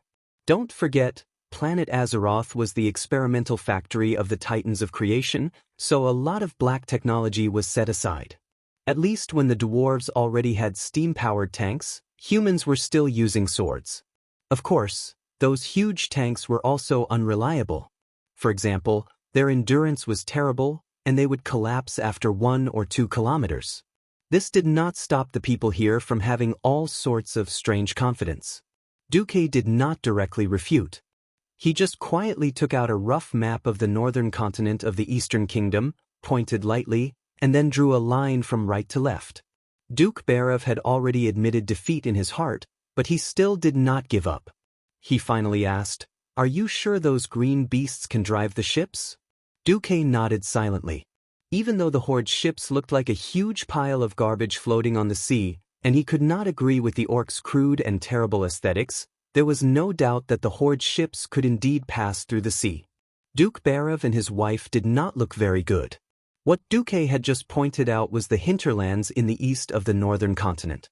The Horde would disembark from the coast at the easternmost part of the hinterlands, at the bottom of the Seaview Cliff. From east to west across the entire hinterlands, they would arrive at the Barav family's territory. The Barav family was indeed huge, but it was a pity that they were geographically long. From South Shore in the southwest, all the way to Caer Darrow in the northeast. In a sense, if the Horde really invaded along the route Duque had pointed out, the Barav family would also act as a barrier for the Alterac royal family. Attacking in advance or setting up defenses would also be troublesome. After all, most of the hinterlands was covered in dense primeval forests, and that was the territory of the trolls who had been fighting against the humans for 1,000 years. Even after spending 1,000 years, the humans still could not completely eradicate the trolls from the hinterlands. The scariest thing was that Duque also said, "I bet that when the horde can't cross the Solder Bridge, they will look for other routes. The hinterlands will be their first choice.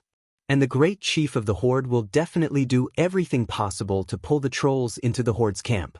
So by next year, the Barov family will very likely have to face the horde's allied army." This time, Duke Barov and his wife were completely at ease. The Barov family was indeed wealthy, but military affairs had never been their strong suit. They had always had a complementary relationship with the Alterac royal family. But after seeing how strong the horde was in the mountains, the Barov family no longer had any hope that the Alterac kingdom could withstand the horde's attack.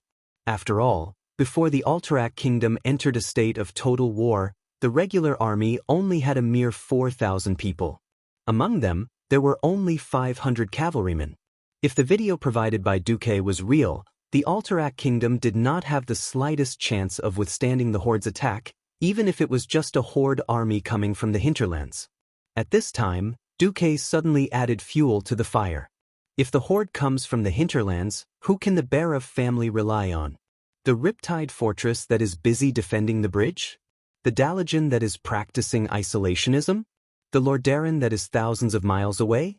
Or the 50,000 Stormwind elite soldiers that have experience fighting against the orcs in South Shore? Chapter 206.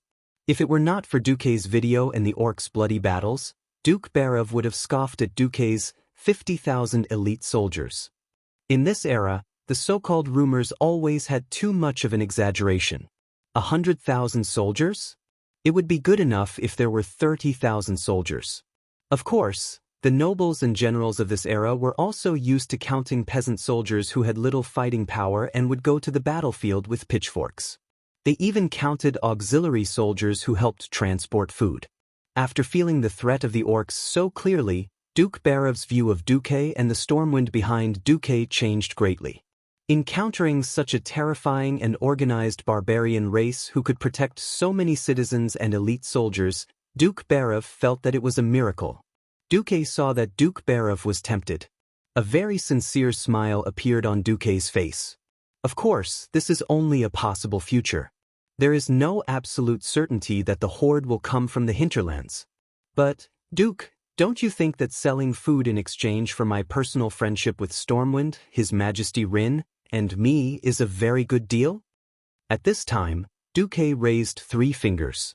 On behalf of Stormwind, I propose to purchase 5,000 tons of wheat at a premium of 30% over the current market price, and it will be paid in Arather gold coins.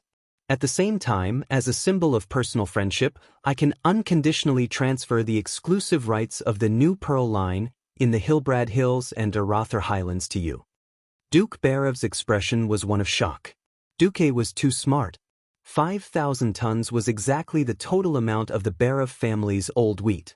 Duke Barov wouldn't believe it even if he was beaten to death to say that Duke didn't secretly gather intelligence. In this era, storage technology was also quite bad. Even if the grain was stored in a cool, dry cave, it would rot in at most 3 years.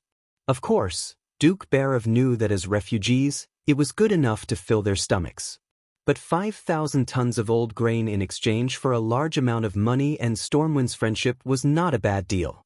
Prince Barov could not think of any reason why he should refuse, either from a commercial point of view, or as an insurance for the future.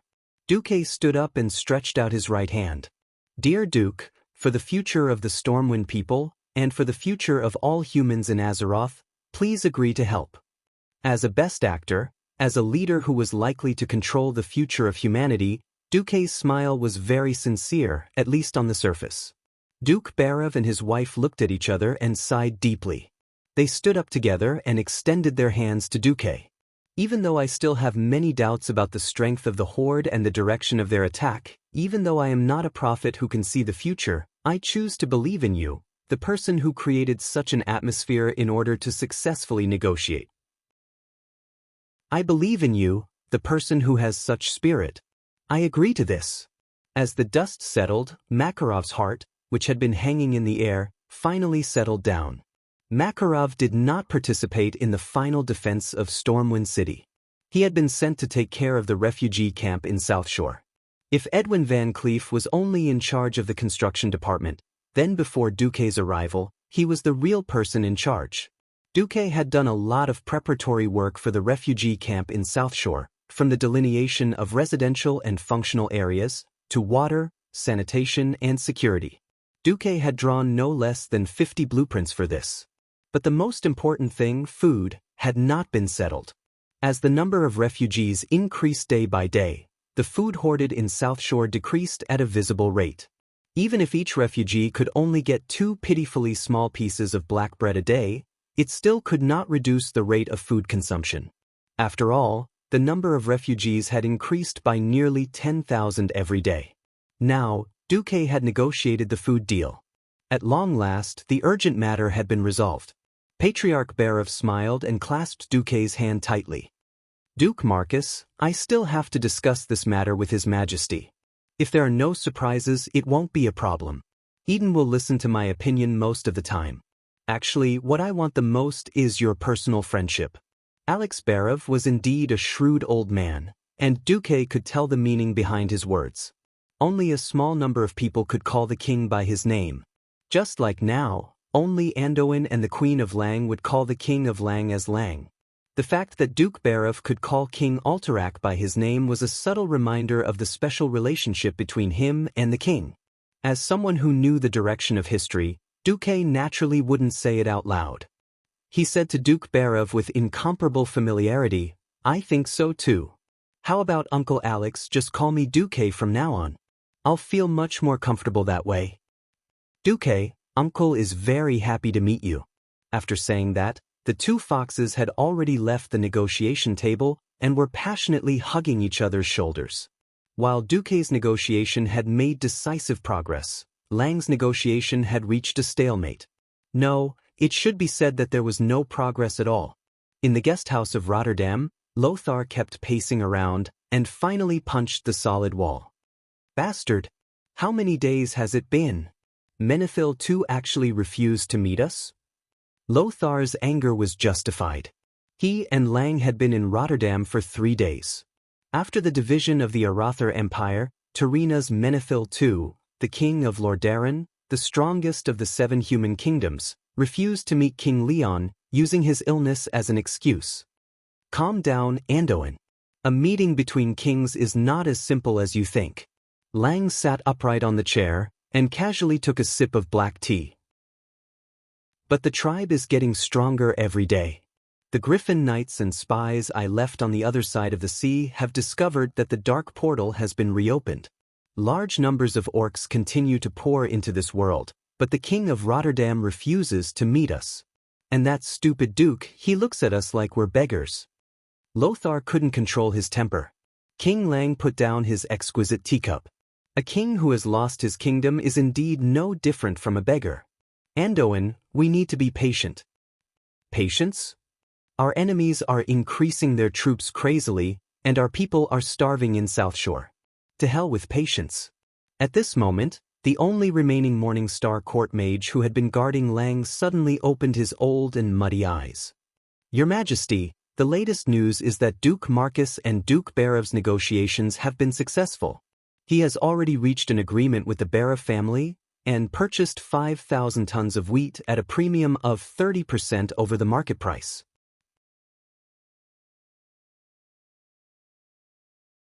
Chapter 207. A 30% premium? That bastard from the Barov family. I'm going to kill him. Lothar's anger was almost bursting through the sky. Calm down. Anduin. Calm down. The people in South Shore are the citizens of Stormwind, not Alterac citizens. No kingdom, including Rotterdam, can provide for hundreds of thousands of refugees without compensation. After Lang poured cold water on Lothar's head, Lothar finally calmed down. How's South Shore now? Noxus did not ask the Morning Star Wizard this time, but another attendant. At this moment, a letter from a Griffin Knight arrived. Lang and Anduin opened the letter and found that it was from Duke Bolvar for Dragon, who was in charge of guarding South Shore. Your Majesty, I know you have been concerned about the situation of the citizens in South Shore. I'm here to report the latest news. In fact, the situation of the refugees is improving rapidly. More than half of the refugees have moved into wooden houses. Mr. Edwin Van Cleef, who is in charge of building the houses, seems to have adopted a method of building houses called molding from Duke Marcus. Although the houses look the same, it can prevent our people from being exposed to the sun and rain in a short period of time. The new temporary palace has been built. It's on top of a hill at the edge of South Shore, and you can overlook the sea.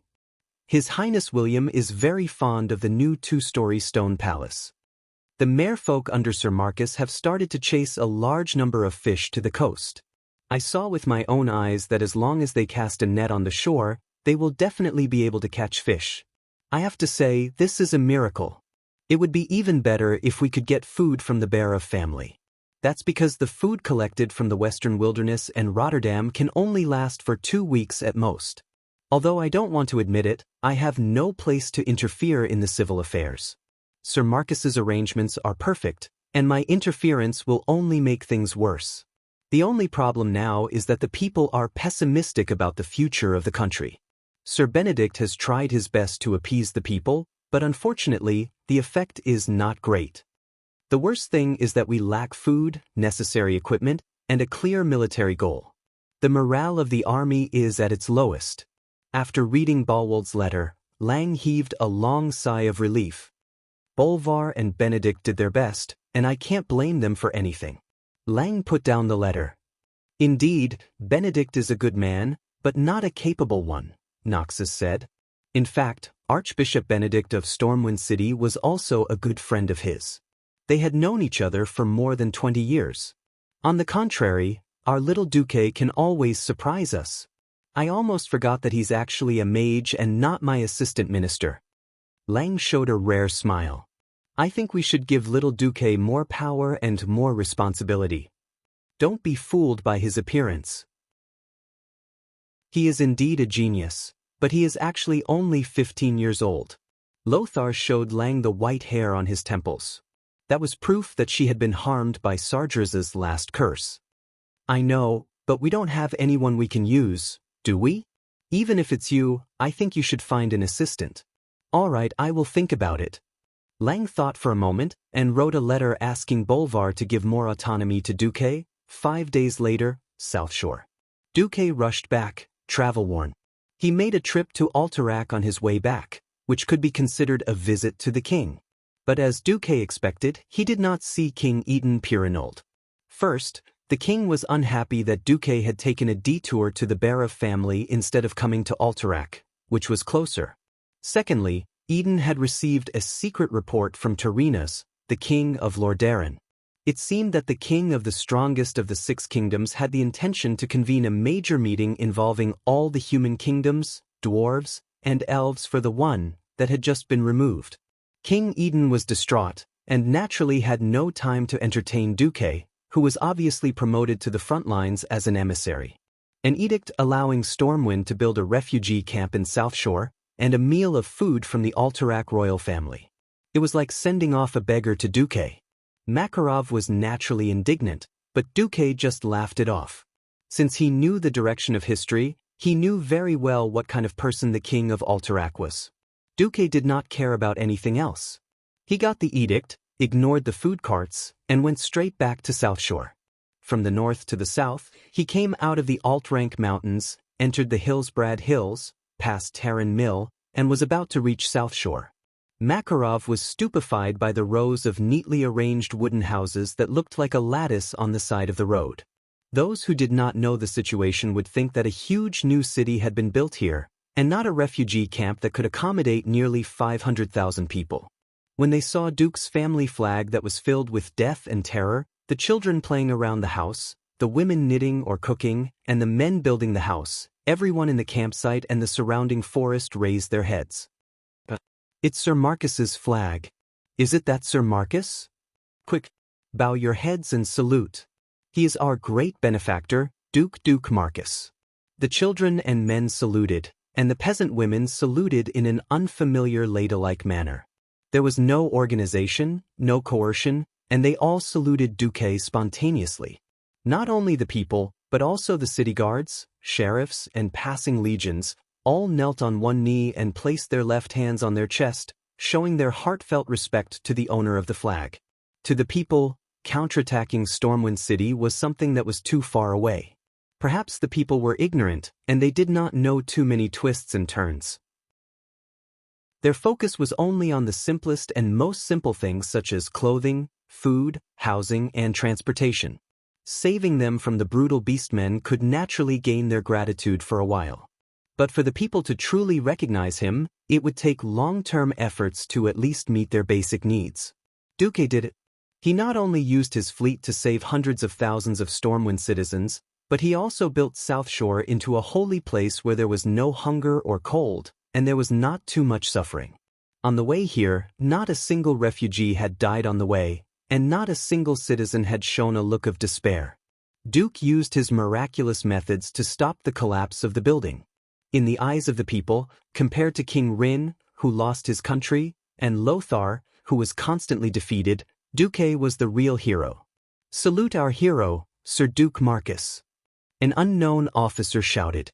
A second later, it was a tsunami of 100,000 soldiers and civilians shouting in unison. "Long live Sir Duke Marcus." Chapter 208.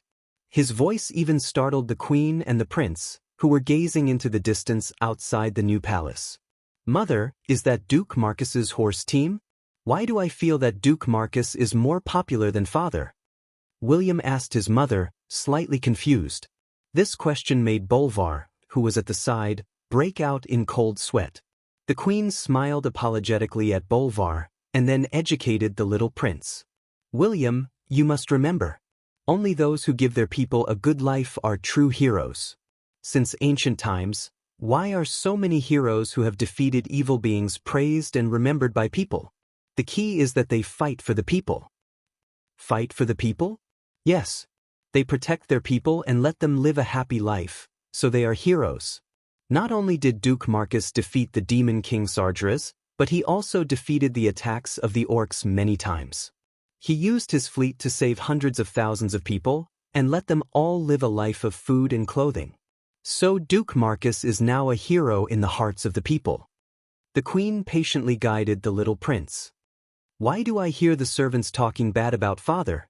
They say that he is a king who lost his country or something, and not a hero." The queen didn't mind. Instead, she continued to guide William. "That's because the people blame your father for the fall of Stormwind City.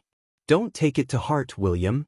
One day, your father will take back Stormwind City and become the great hero in your heart again.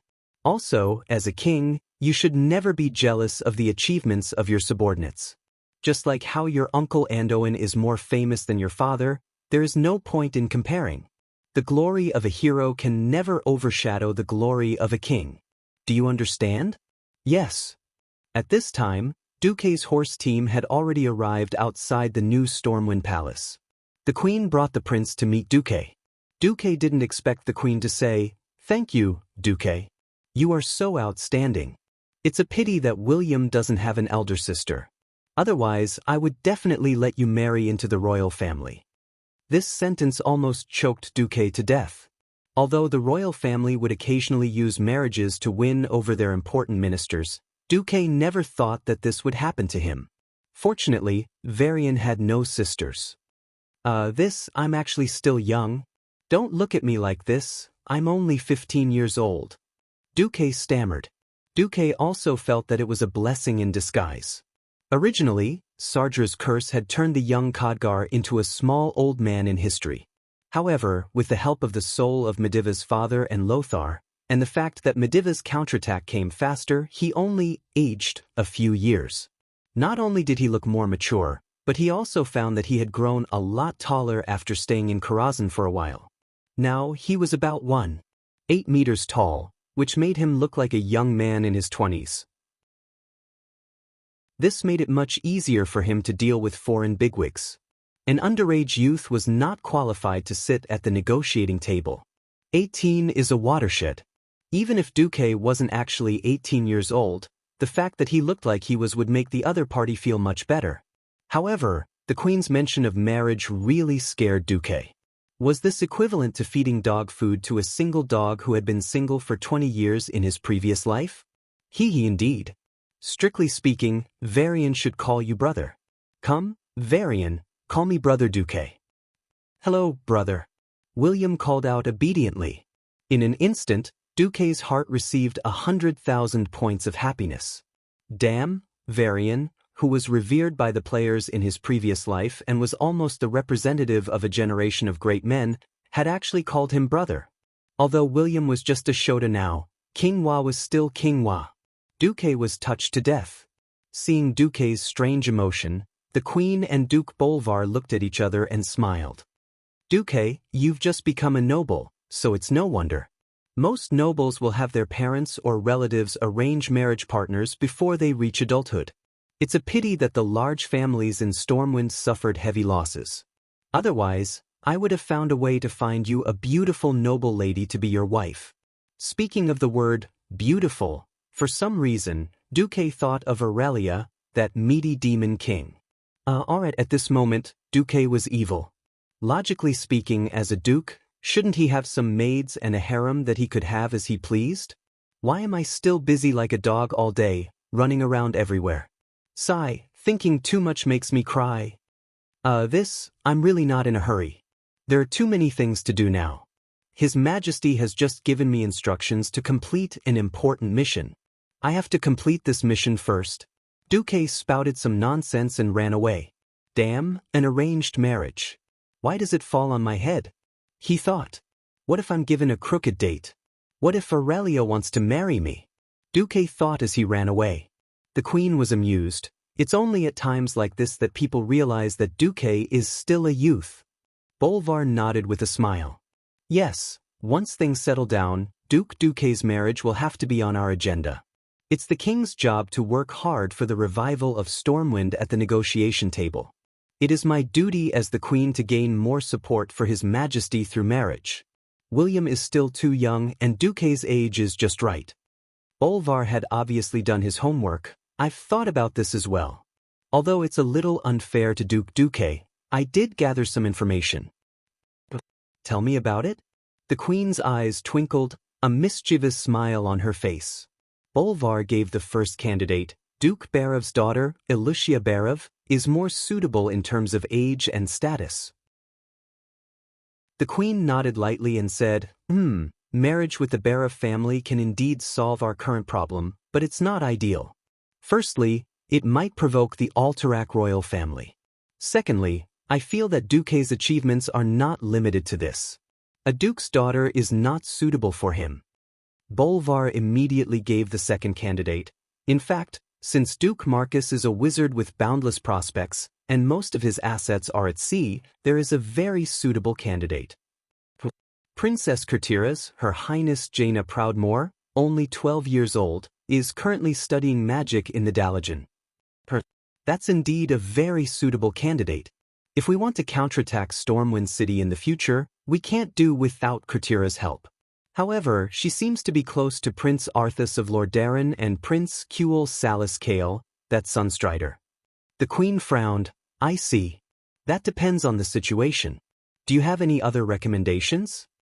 Bolvar shrugged. If we don't consider the Duke, then it can only be His Majesty Menethil's beloved daughter, Her Highness Kalia. Her age is very suitable, 15 years old. Chapter 209. Duque did not know that he had been sold by the Queen and Bolvar, who appeared to be loyal but was actually a scoundrel. If he succeeded, then he would have been sold and still counted the money for them. After returning to South Shore, Duque was really busy. He only had a few words with the mayor of South Shore, the future legendary Henny Marab, and he was immediately overwhelmed by a lot of things. In the temporary official residence, which was a wooden house with a living room, a dining room, and 2 bedrooms, Duque had to face a mountain of official documents and messy requests. Obviously, Bolvar had not played the game, SimCity, and did not understand city planning. His fief had been passed down from his ancestors since ancient times. Bolvar was a pure warrior, and he was not good at internal affairs. Therefore, the internal affairs eventually fell to Duque. Because he knew that Duque had strict requirements for city planning, he still had to get Duque's consent to the general direction. With a wave of his hand, Duque first took the special permission from Barov to suppress Mayor Marab. Your lord, Duke Barov, allows us to set up refugee camps and related facilities anywhere in the Hillsbrad Hills. Then, Duque found the civil officials of Stormwind City, and with a wave of a pen, drew a circle on both sides of the road from South Shore to the Hillsbrad farm, which was more than 100 kilometers long. Well, it was all reclaimed as farmland, and he directly made it his home. Then, Duque asked Windsor to gather people to clean up the Yetis in the mine north of the road. This huge humanoid creature with a height of more than 3 meters was a great threat to the refugees in Stormwind. Well, there was also a mine called the Jasper Mine nearby, which was kindly accepted by Duque. Finally, Duque waited for 2 unexpected people, his followers Edwin Van Cleef and Grian Stallman. Your Excellency Duke Marcus, Grian Stallman, the sheriff of the Western Wilderness, pays his respects. Looking at the middle-aged man with gray hair in front of him, Duke unknowingly froze. Duque had been keeping an eye on Grian Stallman. It was very simple because according to history, this guy would become a marshal. He was one of the few grassroots heroes who managed to climb to the top in the disastrous Stormwind. Unlike Windsor, who died in the game's history, Grian was a late bloomer. Until Duque traveled to this world, Grian was still doing well as a marshal. Grian was born in the Wild West. In the history, he followed Lothar to South Shore when Stormwind City fell, and then joined the Knights of the First Holy Knight Uther. At that time, he was mainly active in the holy city of Stratholme. After that, Lordaeron was in chaos, and news of the Defias Brotherhood's rebellion came from the West Wilderness. He returned to the Western Wilderness alone to help his fellow villagers. Because Stormwind City didn't send any reinforcements to the Westmoreland, Old Man Grian was furious. So, he put on his battle robe again and called upon the people of the Westmoreland to form the Westmoreland People's Army to fight against the Defias Brotherhood. After the fall of the Brotherhood, Varian returned. Then came the Northern Expedition. Stallman's People's Army also participated in the Northern Expedition and received a regular army, renamed the Moon Creek Brigade. Grian himself also returned to the military system, and his title rose. After the Northern Expedition, the old man returned to his hometown with the Westmoreland People's Army. But not long after, the Great Cataclysm happened again, and the remnants of the Brotherhood rose again. Just like that, Grian Stallman managed to climb to the position of marshal after repeated struggles. Anyway, Duque knew that Grian was a super powerful person. Now, the marshal of the future generation said the second sentence. Duke, I've talked to your follower, Mr. Van Cleef. I think we can open up a battlefield in the Westmoreland, break the orcs' control over the Westmoreland. In the future, we can prepare for His Majesty Rin's counterattack against Stormwind City. Duque spat out water. He really spat it out. He spat out the water he just drank in front of Van Cleef and Stallman. Even though he turned his head, he still spat it out. What the hell was this? This pair of gay friends who loved and killed each other in history actually told him that they wanted to join forces to open up a battlefield behind enemy lines in the Western Wilderness? Van Cleef, did you know that Stallman was the one who issued the mission to behead you in history? Duque could not stop cursing in his heart, but after thinking about it, he immediately understood Stallman's reason. Duque pretended to take out a handkerchief and wiped the corner of his mouth. My apologies, I'm being rude. I didn't mean to mock you, I just happened to think of something. Van Cleef and Stallman both lowered their heads and counted the non-existent ants on the floor, pretending that they did not see the scene of Duque spitting out water. Duque was now a big shot who had to deal with thousands of affairs every day. The fact that he took the time to meet them was completely due to Van Cleef. Stallman, who was now just a small local sheriff, of course did not dare to say anything. He could only keep his doubts to himself. Duke crossed his fingers and placed them under the tip of his nose, covering half of his face. He had a serious expression on his face. Please note that His Majesty Rin has issued an edict before he went to Lordaeron to seek reinforcements. In order to deal with the possible further invasion of the orcs, all Stormwind troops are now being reorganized, and they are forbidden from leaving the Hillsbrad Hills. Alright, I want to hear your reasons. The real reasons. The two fellows looked at each other, and Grian Stallman spoke first. Honorable Duke, I was born and raised in the Westmoreland. I know everything about the Westmoreland. His Majesty has indeed issued an imperial order for the people of the Westmoreland to seek refuge. You have also sent ships to pick up the people of the Westmoreland. But in reality, there are at least 10,000 people who are unwilling to leave their land. They are hiding in various mines, temporarily living on stored food. They need the kingdom's support. The kingdom's future counterattack against Stormwind City will also require their support. Just like when Stormwind City was besieged, it was the food from the Westmoreland that supported Stormwind City. After Grian finished, Duque looked at Van Cleve. What about you? Master. Van Cleve seemed to find it difficult to speak, but he still said it. When I left Stormwind City, I always wanted to do more for you, Master. Not long after I arrived here, I passed the profession test for thief. The instructor said that I am a genius thief that appears once in 50 years. So I thought that if I lead a team of thieves, it might be more helpful to you, Master. Duque sighed in his heart. Talent was indeed talent. Van Cleve was made to be a thief. But history had completely changed. The Defias Brotherhood that everyone hated in history was destined to never appear again. So it was not surprising that Stallman would follow Van Cleve and seek refuge with him. Everyone knew that he, Duque, could recruit 10,000 private soldiers. As long as he agreed, he could completely bypass the king's ban. Duque thought for a moment. All right. Chapter 210. Duque agreed. Even though he still needed bandits in the future, they would need to be powerful ones. Van Cleve was definitely not up to the task. There were many things he needed to make in the following days, but there was nothing that required Van Cleve's skills. Those who truly needed Van Cleve's skills would have to wait until Stormwind City was rebuilt. Duque had always believed that talent should not be wasted. The two were overjoyed to see Duque agree. They looked at Duque expectantly, waiting to see how much support Duque would give them. Duque cleared his throat. I cannot go against His Majesty's orders. So, Garion, you must give up your position as sheriff and become the commander of my private army. No problem. Garion was willing to do anything for the people of the Westfall Wilderness.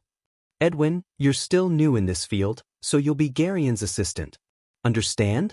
Understood, Master. Edwin nodded. Duque pressed his hands on the table and put on a serious expression. As a form of support for your work behind the enemy lines, I'll allow you to recruit 3,000 experienced volunteers in South Shore in my name.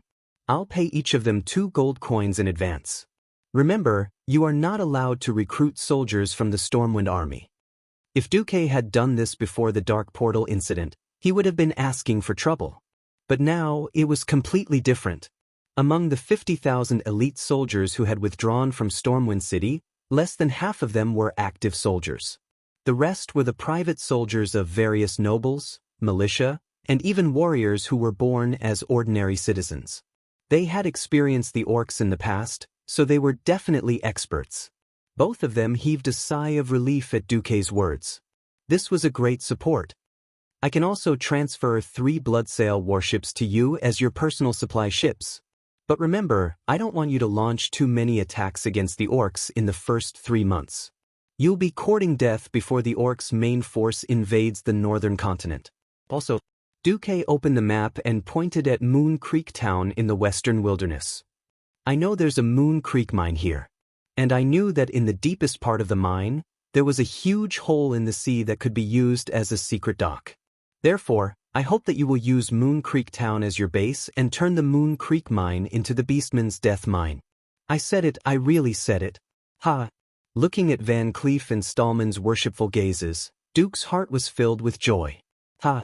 I can't believe I taught the boss of the Death Mines in the history to go to the Death Mines and trap the orcs. I'm such a genius. Ha!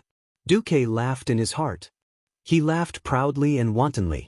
Van Cleef, on the other hand, had a look of realization on his face.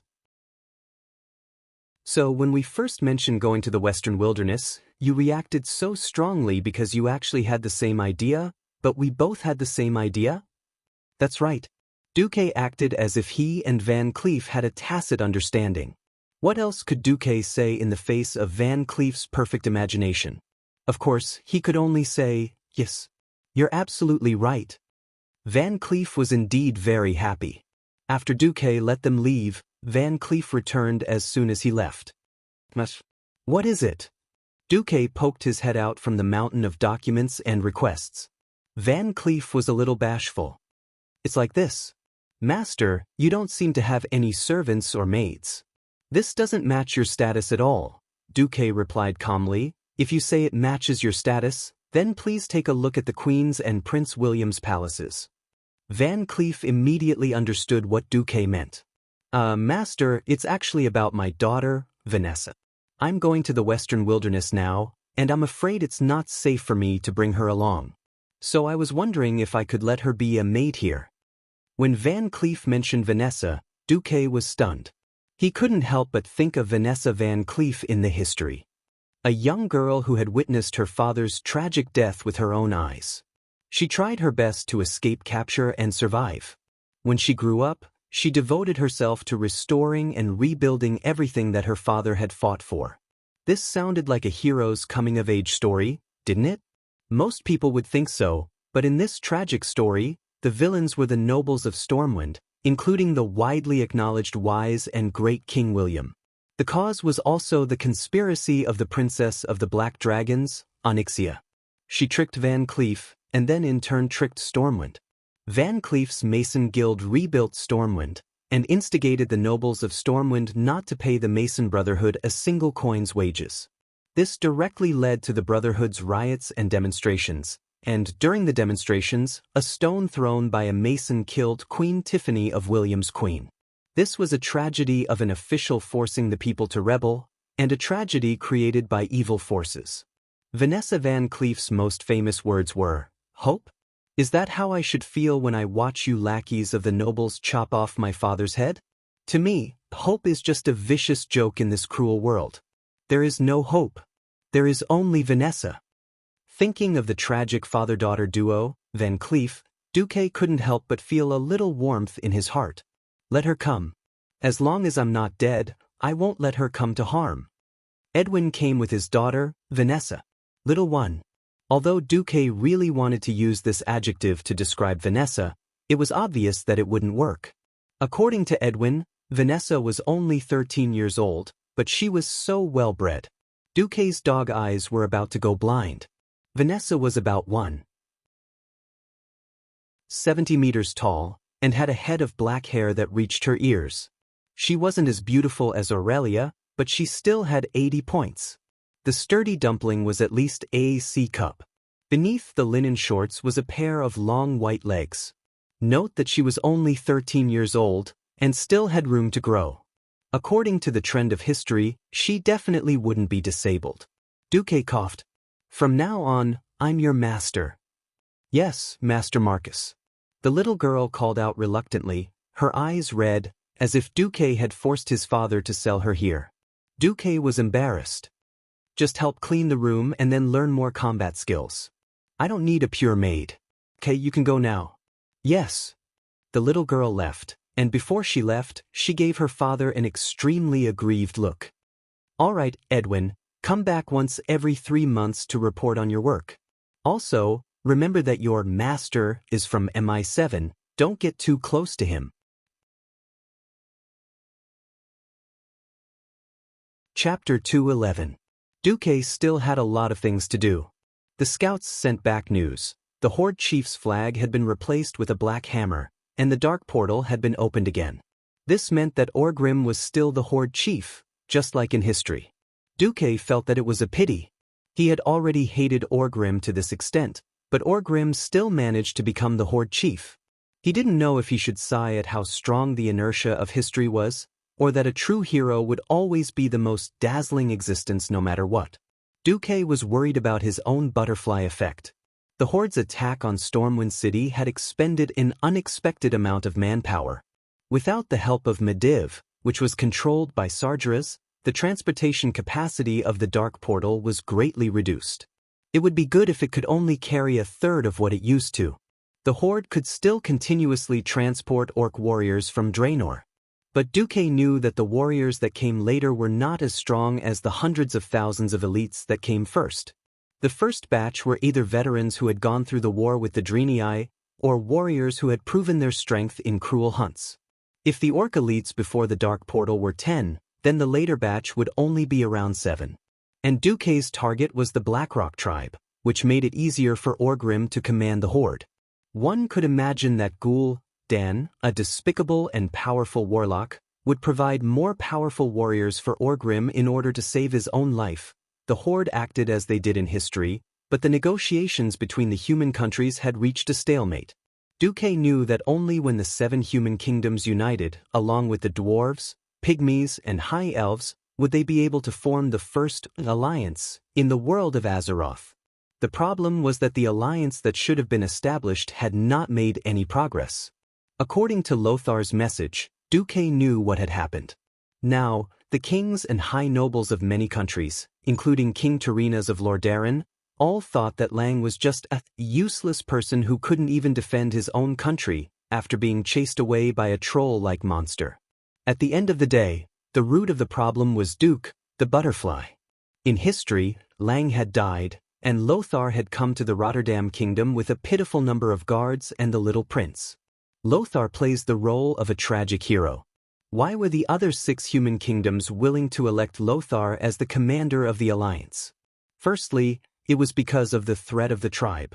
Secondly, it was because of Lothar's noble bloodline. In history, Lothar had acknowledged the human kings as kings in the name of the last son of Saurodin the Great, in exchange for a political union. Thirdly, Stormwind in history had no military strength at all. It was just an empty shell. The countries were most at ease handing their soldiers over to Lothar. At this moment, only Stormwind and the Dwarven Kingdom in the south of the Eastern Kingdom were under attack. The northern continent was still as peaceful as ever, as if nothing had happened. Lothar did not play the card of Thoradin the Great either. The most important thing was that Lang had 50,000 elites under his command. Who would listen to whom after they united became a major problem. After all, the split of the Arathor Empire was ultimately due to different ideologies, and no one was willing to submit to the other. Duque was a little anxious. As a transmigrator, he definitely knew which 2 cards the tribe would play next. The first card was the trolls. They were tall and terrifying humanoid creatures that were thinner than orcs and had 2 long fangs. They were native to planet Azeroth. As early as 14,000 years ago, the trolls were the rulers of this planet. The trolls had established many large countries, among which the Amani Empire and the Gurubashi Empire had the largest territories. Both empires were ruled by the Zandala tribe, so they were also praised as the Zandala Empire. Even the famous Night Elves were a group of humanoid creatures from the Dark Troll tribe that migrated to the Well of Eternity. They gradually evolved under the influence of the Well's arcane energy. More than 1,000 years ago, it was precisely because of the rise of the human race that the great demons, who had already been split into countless clans, were chased away from the most fertile lands and chased into the barren lands deep in the mountains. The hatred of the trolls towards the humans and the high elves was definitely off the charts. When the orc tribe arrived, they would definitely hit it off. The second card was the forbidden evil existence, the Death Knight. Duque shuddered at the thought of how powerful and terrifying the Death Knight was. After thinking about it, Duque decided to personally promote the establishment of the alliance. The 25th of September was no different from any other day after King Tyreenas of Lordaeron gathered the representatives of the various countries. Endless wrangling, endless sarcasm, and ridicule. Among the 9 big shots, other than Lang and Tyreenas who were kings, the other 5 human kingdoms sent dukes. The dwarves sent a brigadier general, and the high elves only sent a substitute counselor. It was these guys who were not even as high as Lang who dared to spit at Lang. What orc rampage? They're just a bunch of troll-like beasts. I didn't expect that the son of Thoradin the Great, who chased away the trolls and made the humans rise, couldn't even defeat a bunch of troll-like guys, and had to run around the sea to escape. It was a duke of the Gilnea's kingdom who spoke. If it wasn't for the fact that killing this guy would cause a serious international dispute, Lothar almost wanted to smash his white glove on the guy's face. In the end, isn't it all because of your guardian, Medivh? If it wasn't for Medivh's betrayal, would there have been an orc invasion after the dark portal was opened? Would there have been so many problems? Why do the entire human world have to clean up the mess you caused? The representative of the Alterac kingdom followed suit. Enough. Don't you dare insult Medivh. It's obviously the Demon King Sargera's plot. If you continue to insult him, I don't mind challenging you to a duel as Medivh's best friend. This time, even King Lang couldn't take it anymore. As a childhood friend of Lang, Medivh's character was definitely noble. After knowing the truth, Lang also tried his best to protect the reputation of his childhood friend. Even after Medivh's death, Lang continued to work hard for this. Now that this guy had publicly slapped Medivh's face, wasn't this also slapping Lang's face? Since Lang was so tough, that guy finally kept quiet. But there was still no progress in the meeting. At this time, a young mage who had just appeared beside Lang that day and was ignored by the representatives of the various kingdoms had a mysterious smile on his face. Chapter 212. 1,000 years of peace had brought about many things. For example, prosperity and numbness. The bustling life in the city made everyone like flowers in a greenhouse that could not withstand any wind and rain. Once a gust of wind called orcs broke the glass window of the greenhouse, they would wither or even wither. In the history, even if Lothar made a shocking concession and sacrificed the glory of his ancestors, he personally admitted that the era of great Emperor Thoradin was over, and he acknowledged the royal authority of the kings. It still took more than 3 months to complete the integration of the alliance.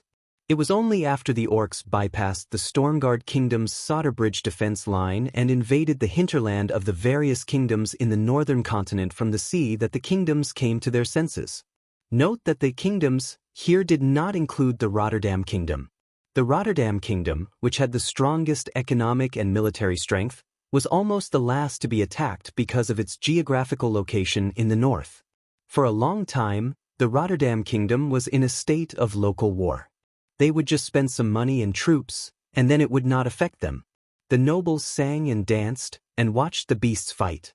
When the battle at the front line was at its most intense, the bastard nobles even went to the Terina's kingdom every day to complain that Lothar was a vampire, which consumed too much of their taxes and manpower. What Duque wanted to do was to awaken the lion. Even if it was old, it was still a lion. Lang and Anduin glanced at Duque. They did not know what Duque was up to, but Duque must have done something. It was because Duque had said that he would use a new method to stimulate a certain king's nerves. What the hell was this new method? Lang and Anduin felt that something was amiss as soon as they heard it. However, they still acquiesced to Duque after the negotiations were not going anywhere. The representatives of the various kingdoms did not stop criticizing the Stormwind.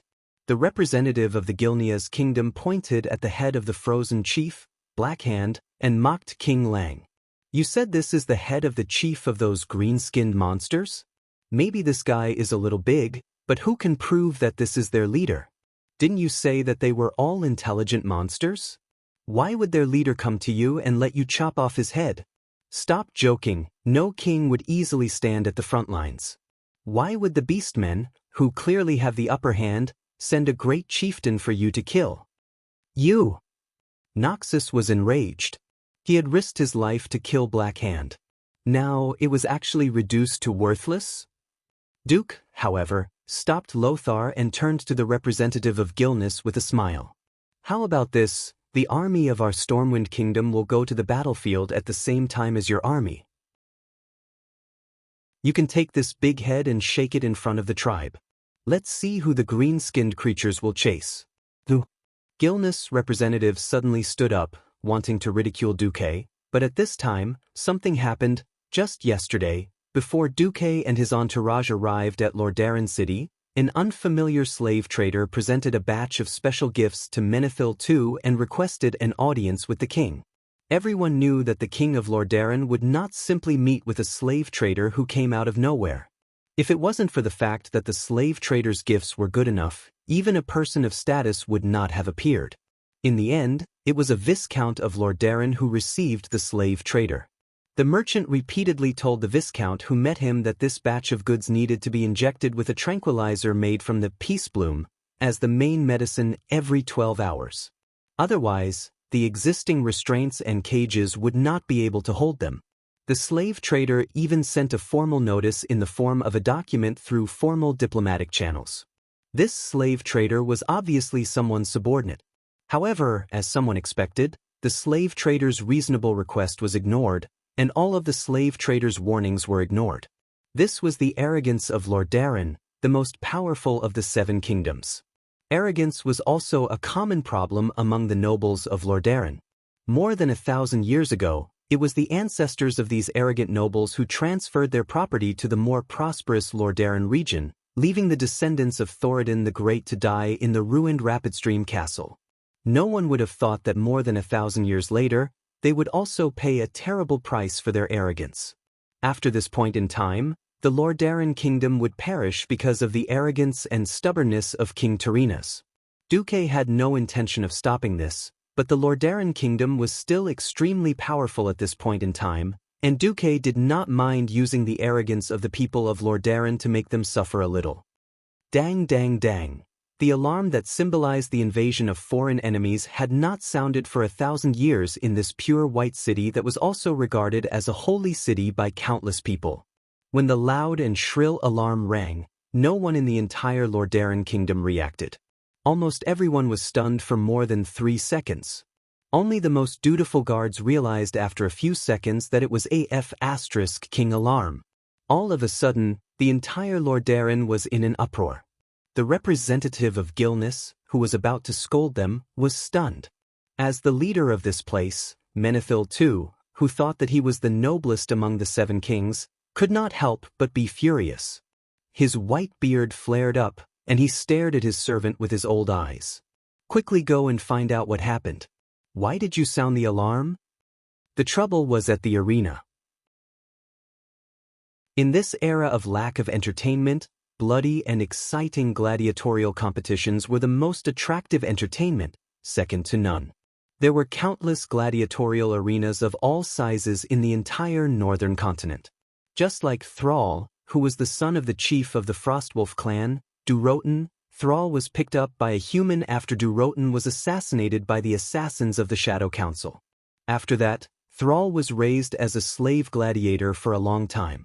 On the surface, the entire Lordaeron kingdom did not care about the invasion of the orcs.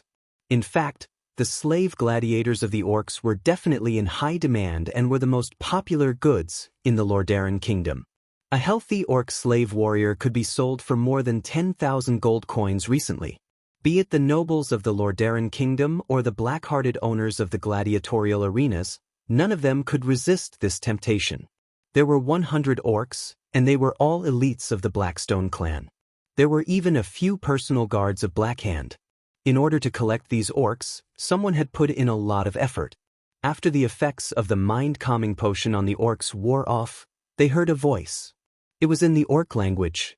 This voice told them that the head of their chief was in the highest castle, and it was being wantonly humiliated and displayed by the humans. Revenge! Revenge! Revenge! Driven by their frenzied thoughts, the orcs easily broke free from the iron shackles that were as thick as a human baby's arm, broke the iron bars of the cage, and charged out. Chapter 213. Impossible! The managers of the Colosseum, who dealt with ferocious monsters all day long, and the guards responsible for watching over the slaves, were all stunned. The humanoid monster in front of him was beyond the scope of human imagination. Despite the mysterious merchant's repeated warnings, the guards saw the burly bodies of these orcs and still imprisoned them according to the standards of the trolls. In their opinion, even 2 giant demons wouldn't be able to break free. They were wrong. Beastmen were already stronger than trolls, let alone berserk beastmen who had drunk demon blood. Following a roar that shook the entire arena, 100 berserk beastmen broke free of their cages and charged towards the light. Each and every one of these men, who would definitely be strong and powerful compared to humans, were like children in front of them. The long whips used to punish the slaves would only make them more ferocious. The gigantic fist smashed into the faces of the scarred and ferocious-looking guards, and the abundant power easily smashed everything it came into contact with. His cheekbones instantly collapsed, followed by his temples and lower jaw, and then his entire skull collapsed. Before the human cervical vertebrae could support or cushion the impact, the violent force had already shattered the entire skull.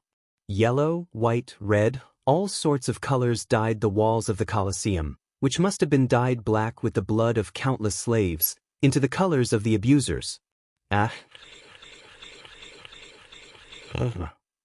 More guards heard the news and rushed over. They brought the best equipment they could. However, it was useless. These berserk orcs could set off a bloody storm with just a punch or a swing of their arms. By the time the orcs came back to their senses, there was no one alive in the basement except for the orcs. The inexplicable voice seemed to be guiding them, and they seemed to feel the unyielding anger of the great chief, Black Hand, roaring. Loknarash! The leader of the Black Hand guards shouted, ordering the orcs to arm themselves. They quickly gathered all the heavy weapons they could find, smashed open the door of the arena, and saw light. Loktaroger. He would rather die than win. In this unknown country filled with humans, in this place where enemies were everywhere, the glory of the tribe and the violent demon blood in their bodies drove them to charge towards the tallest and most magnificent building. The city guards were alerted. They rushed over upon hearing the news and saw a group of peerless monsters with green skin. Don't be afraid. These were orcs. Get into formation and surround him. Before the squad leader could finish shouting, a huge iron pillar that was thicker than a man's thigh had already swept towards them. The leader of the black-handed bodyguards used his unparalleled strength to teach these human warriors who had never fought against the orcs a good lesson. This lesson was called strength. The round shields that were neatly lined up in a row did not seem like shields at all. They were easily swept away by the heavy iron pillar in one breath. The sound of the iron shields exploding was mixed with the screams and wails of the city guards, deeply stimulating the nerves of every city guard behind them. Fear gripped their hearts easily. For a moment, even their hearts forgot to beat. Every dilated pupil reflected the horrifying figure that was 3 meters tall. It did not look like a living creature at all, but more like an ancient demon god.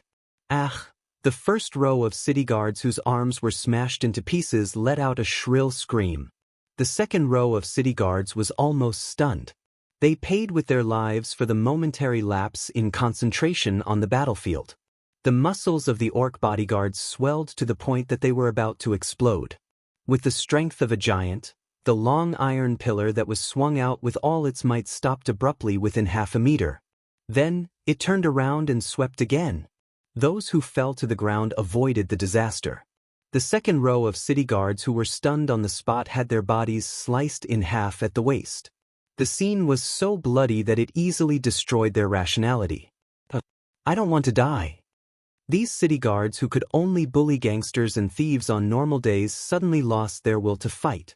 They collapsed and abandoned their swords and shields, trying to escape from this terrifying shuraba in a fluster. Out of the gladiatorial arena was the first street of Rotterdam Kingdom known as Gladiator Street. This street that mainly sold swords and weapons had always been the favorite of the rich and powerful. Ordinary citizens were not qualified to enter this street.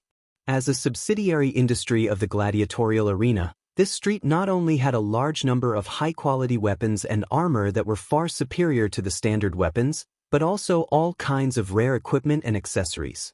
A gladiator with a broken sword and a useless shield would not receive much cheers no matter how good his skills were.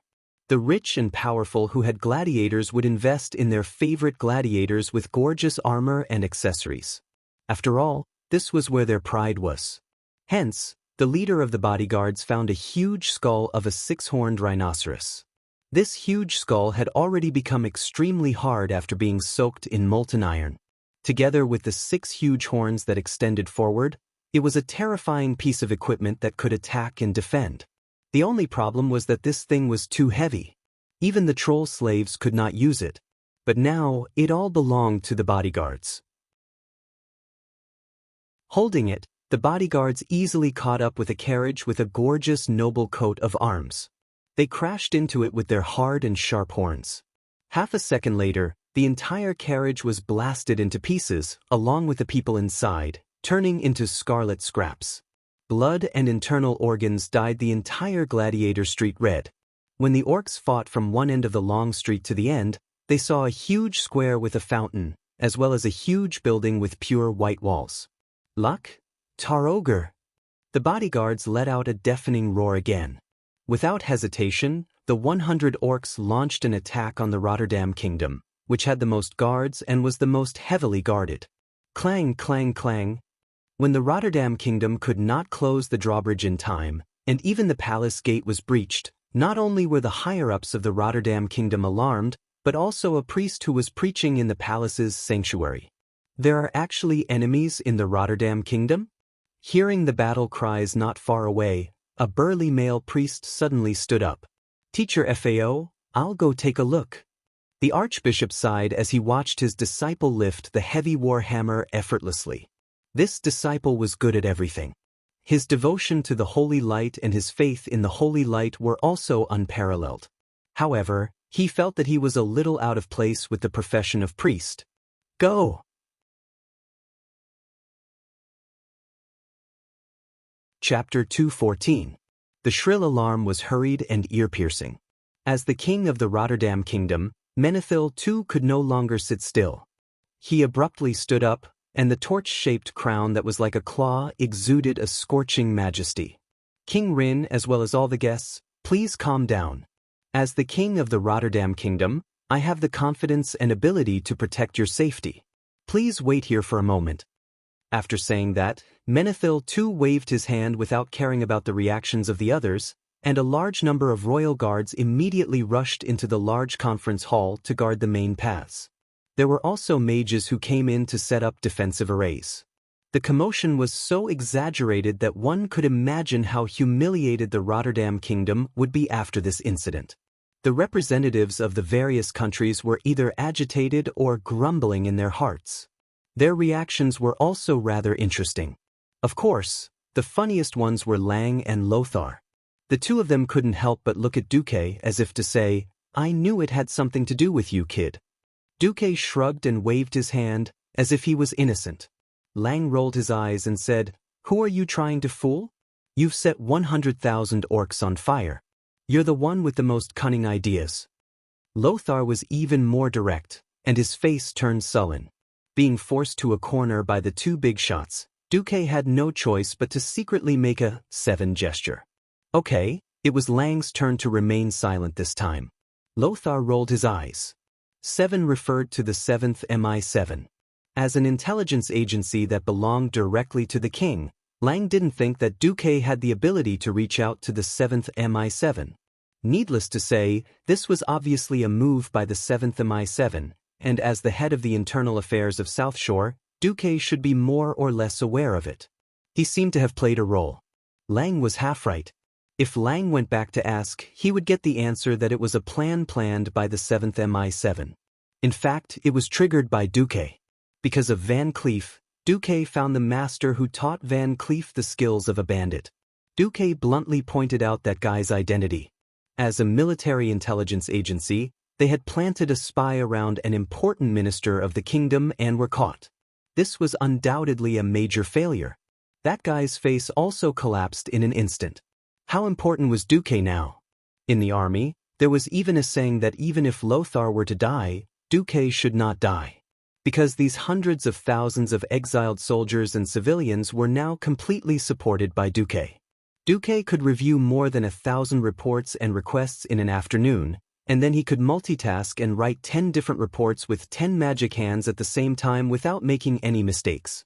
In fact, the system elf helped to categorize and summarize the confidence. After summarizing and reporting, Duque thought about it and the system elf controlled the hand of magic to write the comments. It was no exaggeration to say that Duque alone was equivalent to a cabinet and 100 civil officials. Coupled with Duque's previous brilliant military exploits, If Duque went to the king to complain, not to mention a small intelligence officer like him, the entire MI7 would definitely suffer. Duque pretended to be sullen and scolded angrily. If you have so much time to do this, you might as well think about how to help His Majesty promote the establishment of the Alliance of the Seven Kingdoms. Even throwing a few orcs to Lord Darren to provoke that old man Tarinas would be better than doing this. Although this sounded like an angry remark, it was a different matter when it fell into the ears of the female assassin, Pasonia Shaw, the boss of MI7. Because the Horde used a large number of wargs, which also had a sensitive nose, MI7 almost lost all channels of intelligence. Lang's dissatisfaction with MI7 had been there since the beginning of the Orc War. Pasonia was eager to do something that was beneficial to the kingdom. Duque's seemingly unintentional words inspired her. As an intelligence agency, she had the right to deal with the captives, so she took away 100 orcs. Unfortunately, she didn't know the orc language, so in the end, she could only bite the bullet and come to Duque. Duque didn't say anything and directly translated for Pasonia. In fact, Pasonia had also vaguely guessed that Duque wanted to use her and MI7. Some things were like a layer of paper that could be broken with a poke. With enough tacit understanding, no one would be able to break it. Duque wanted to use MI7 to promote the establishment of the alliance. MI7 wanted to make contributions to prove themselves. The result of this matter would not harm the interests of Stormwind. As a result, the two sides tacitly joined forces. Obviously, the head of MI7 did a good job. Tarinas was kicked out of the conference hall like his but was on fire. Then what's the new method you've prepared? Lothar asked reluctantly. Duque raised his hand and displayed a smaller holographic projection. It was a clip of the Battle of Stormwind. The new display method really stunned Lothar. Sorry, I misunderstood you. Lothar was also a very straightforward person. Seeing that Duque didn't really participate in this matter, he quickly forgot about it. At this moment, in the square in front of the main hall of the palace, the orcs were still charging forward. The arrows were like a storm, but they couldn't take the lives of the berserk orcs. Just like in the beginning of the war in Stormwind, the guards of the Rotterdam Kingdom underestimated the toughness of the orcs' skin and flesh. The sharp arrows were stuck less than 3 centimeters into the orc's skin.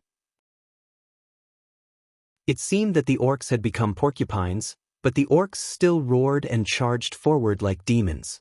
The shield swordsmen with large shields were easily blasted away, and dozens of spears stabbed at the same time, but they were all swept away by a single stick. The orcs were simply monsters that couldn't be killed, which made the guards of the royal family tremble in fear. The only thing that kept these guards standing here was their glory and their determination to not retreat. However, the orcs had finally met their match. It was a priest who was emitting a white glow. To the guards' knowledge, such a guy who knew some kind of healing magic was similar to the shaman's healing magic. The guard didn't think that such a guy could stop him. He was wrong. He was ridiculously wrong. When he used the large 6-horned rhinoceros skull to slam into it, the scene that happened below made him stunned. A hammer. A large silver hammer that was swung at high speed was mixed with a ferocious power that was no weaker than that of a chieftain, and it smashed towards the horned rhinoceros skull. With a loud bang, the horned rhinoceros skull that had smashed the carriages and destroyed the human shield formations one after another was easily smashed into pieces of various sizes by the hammer like a piece of glass that scattered in all directions. Without hesitation, the guard waved his right arm and blasted out the huge iron pole that he had pulled out from the arena. However, the strength of the other party was completely beyond his expectations. Clang dash. There was a loud clanging sound that was loud enough to make the surrounding guards cover their ears in pain. The guards' eyeballs almost popped out of their sockets. What did I see? The iron pole that was as thick as an arm was bent by the hammer. Chapter 215. What the hell is this? Is this still the strength of a human? The human in front of him was clearly wearing a clergy's robe, but he had a body full of strong muscles. Although in the eyes of Blackhand's bodyguard, humans were all weak creatures with thin arms and legs, this human was clearly stronger and more powerful than other humans. Without giving Blackhand's bodyguard any more time to think, The priest used his hammer to knock away Blackhand's huge iron pole. Clang! The huge iron pole that was more than 4 meters long turned into a stream of light and flew more than 10 meters away, stabbing into the wall of the snow-white palace that was more than 5 meters tall. Monster! I will punish you on behalf of the holy light. The young priest with a reddish-brown beard swung his hammer again. The huge two-handed war hammer was as light as a child's toy in his hands. The young man's golden beard fluttered in the wind caused by the hammer. So strong. This was the last thought that the guard had left in this world. Just like how the guard had killed the humans with violence, he was now being killed by the humans with the same violence. As the leader of the slave rebellion and the strongest among the orcs, the death of the guard dealt a huge blow to the morale of the orcs. To the young priest's surprise, none of the orcs retreated. Their eyes were red as they shouted, "Lak, Tar Ogre," which the priest could not understand, and rushed forward. The priest had no choice. Behind him was the palace of Lordaeron. Not only was there the king of Lordaeron, but there were also the king of Storm and other dignitaries. He did not know why the orcs would choose to carry out such a reckless attack that could not even be considered an assassination, but he knew that he could not let a single orc go. He could not count on the guards of the royal family of Lordaeron. He resolutely swung his warhammer and rushed forward with a fighting spirit that was not inferior to that of the orcs. The orcs were brave. They were natural war machines. Not only did they have stronger bodies than humans, but they also had stronger strength and faster speed. They also had a crazy fighting spirit. If he lost his weapon, he would use his fists. If his wrist was broken, he would use his feet to kick. If his feet were broken, he would use his teeth to bite. That priest saw with his own eyes an orc whose hands and feet were nailed to the wall by a pikeman not far from him. Taking advantage of the fact that a soldier went to check, the orc used his mouth full of fangs to bite off the soldier's neck. What a frightening creature this was! The priest could not help but be moved. With the addition of another priest who was also wielding a large hammer, the battle became even more one-sided. Not long after, all 100 orcs were annihilated. However, the price he paid was the lives of at least 500 Wang clan guards. This was not even counting the number of victims in the street of gladiators and the arena. King Tarina's Menethil, who had heard the news, arrived at the scene with a large group of guards.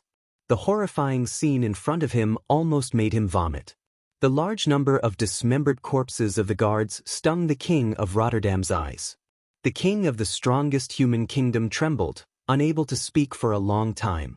His wrinkled face looked a little old, but he was not yet 60 years old, so he was not yet senile. After a short period of extreme anger, Menethil too calmed down. Call King Lang and the other countries' representatives here. Although what happened today is a misfortune for Rotterdam, I do not wish for this misfortune to spread to all the human kingdoms. After giving the order, Tarina's noticed a priest who did not fit in with the royal guards. The priest was wearing a priest robe that only had the upper half of his body left, and the lower half of his robe was torn. He was also holding a large hammer. Not far from him, there was another priest dressed in a similar outfit. Looking at their blood-stained bodies, it was clear that most of the orcs' deaths were related to them. Greetings, two young clergies. Did you kill these orcs? Your Majesty, I only killed 55. Your Majesty, I killed 38. King Tarina's was stunned by the answers of the two priests. After a few seconds, he asked, "May I know your names?" "I am Uther. I am Tyrion Fordring."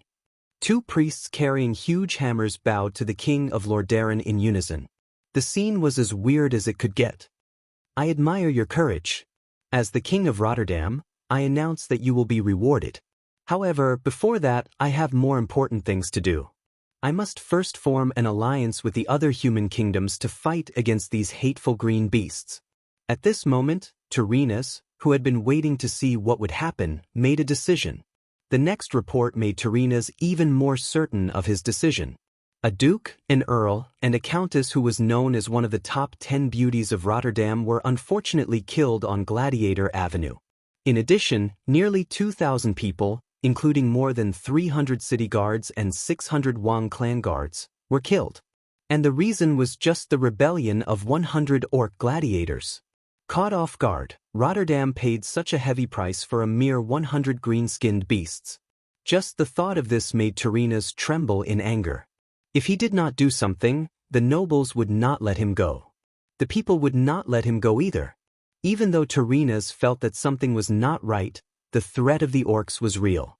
If all the orcs on the other side of Sodder Bridge were so terrifying, then the Dalagan kingdoms in front of Rotterdam would not be able to withstand them. When the other human kingdoms were destroyed, the last remaining Rotterdam on the continent would not be any better. At this time, King Lang and the other countries' representatives arrived. Other than Lang, Duque, and Lothar, who had already experienced the war with the orcs, the other countries' representatives were all dumbfounded. Such a tragic scene left them speechless. At this moment, two messengers galloped into the palace, one in front and one in the back. Report: a large number of orcs have appeared from Loch Moden. They have already taken down the south gate of Danmorrow and are marching towards the Iron Furnace Castle. Report: more than 100,000 orcs have been spotted in the wetlands. They are expected to reach Sodder Bridge by tomorrow. These two pieces of news were like a bolt from the blue. The dwarves' representatives from the Iron Furnace Castle and the humans' representatives from the Riptide Castle were completely destroyed. Lang had emphasized more than once that the orcs' goal was to take over the entire planet. But all the representatives subconsciously thought that it was enough for the green-skinned beasts to take over Stormwind. When the day of all-out war came, they suddenly realized that the appetite of those damn orcs was terrifying.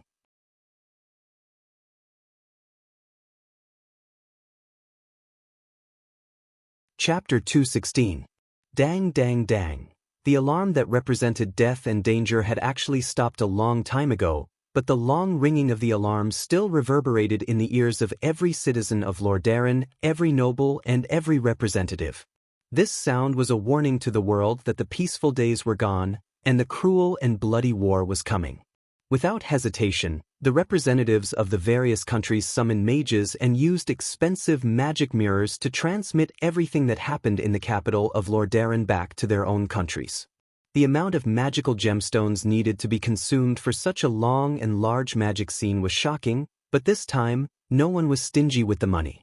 In the reconvened meeting, every representative carefully watched the video of all the magic elements produced by Duque.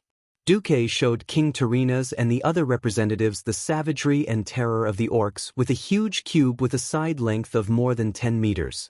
The unyielding primal madness. The bloodthirsty, cruel and terrifying killing. It was a berserk aura that said it would not rest until the last soldier was dead. Every scene brought a deeper shock to the representatives. When Duque played the images of the conquered lands at the end of the video, no matter adults, children, commoners, or nobles, everyone had to admit that this was a battle for the survival of their race. After the 5-minute demonstration ended, there was no other sound in the meeting room other than the sound of people gasping. Sir Marcus, can I save a copy of this video and send it back to my king? The one who spoke was the representative of Cultivation. Not only him, but the other representatives also expressed their desire to get a copy. I'm sorry, this is my unique magic technique, evolved from the inheritance of Medivh. I can't divide or transfer this magic, but I can demonstrate it again for all of you through the magic transmission.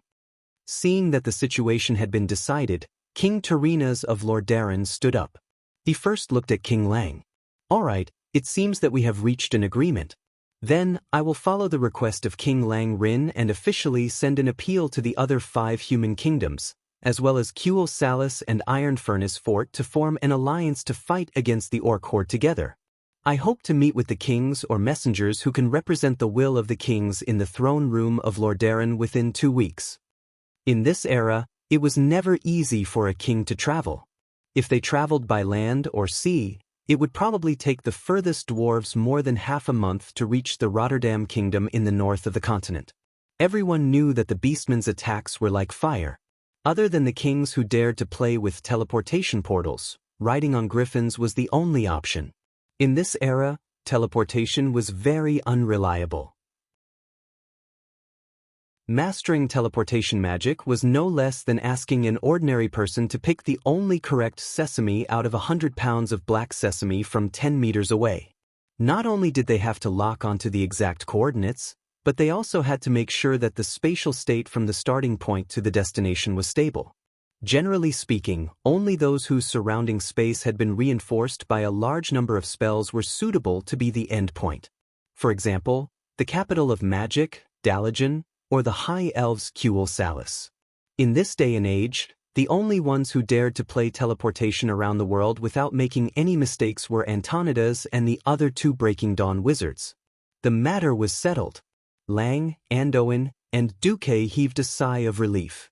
After returning to the guest house, Andoin asked the Morning Star Mage to do a check to ensure that no one was eavesdropping. Then, he said to Duque seriously, "I know the gist of the matter. It may not be appropriate for me to say this, but I still decided to say it. As a senior and a partner who has gone through life and death together, I have to remind you that it's best not to get in touch with the people from MI7. The intelligence agency that reports directly to the king has always been a forbidden place for all kings. Lang is a very open-minded person, and I know he won't mind. I can't guarantee, but William should be a good king." Speaking of this, Lothar seemed to be in a bad mood. Duque was like a fox that had gotten his way. He smiled and raised his right hand to swear, "I swear, I will never use my schemes against my own people." "That's good. Wait, you don't treat King Tarinas as one of your own?" "Not before, but now I am." Hearing Duque's reply, Lothar was really speechless. At this time, Lang came in, and there seemed to be an unresolvable worry between his brows. "What's wrong, Lang?" Lothar seemed to be a little more casual when there was no one else in the room. "No, I'm still thinking about something. It seems that the formation of the alliance is inevitable. But who will be the leader? Isn't it His Majesty Menethil?" Lothar was stunned. Duque secretly sighed. Lothar was really too naive. October. The smell of autumn was getting stronger. Be it the growing ears of rice or the heavy fruits on the branches, it was a sign that this year's harvest was going to be good. The fact that the northern continent was able to reap a bountiful harvest in this year of war was a good result. The new fields near the refugee camp in the Hillsbrad Hills might also have a good harvest. Lang and Andoin walked over to pat Duque on the shoulder. It was simply unbelievable. If Duke hadn't acted first and asked for permission from the Barra family, if Duke hadn't stubbornly forced all the warhorses in the army to be pulled to cultivate the land, if Duke hadn't bought the cattle at a high price from all over the place, if Duke hadn't done so. This was something that was simply impossible to achieve. If there were no accidents, they would be able to harvest a batch of summer food at the end of the month. That alleviated the food crisis near South Shore. Although the 5,000 tons of food that Duque bought at a high price sounded like a lot, it was only enough for nearly 500,000 people to eat for 2 months.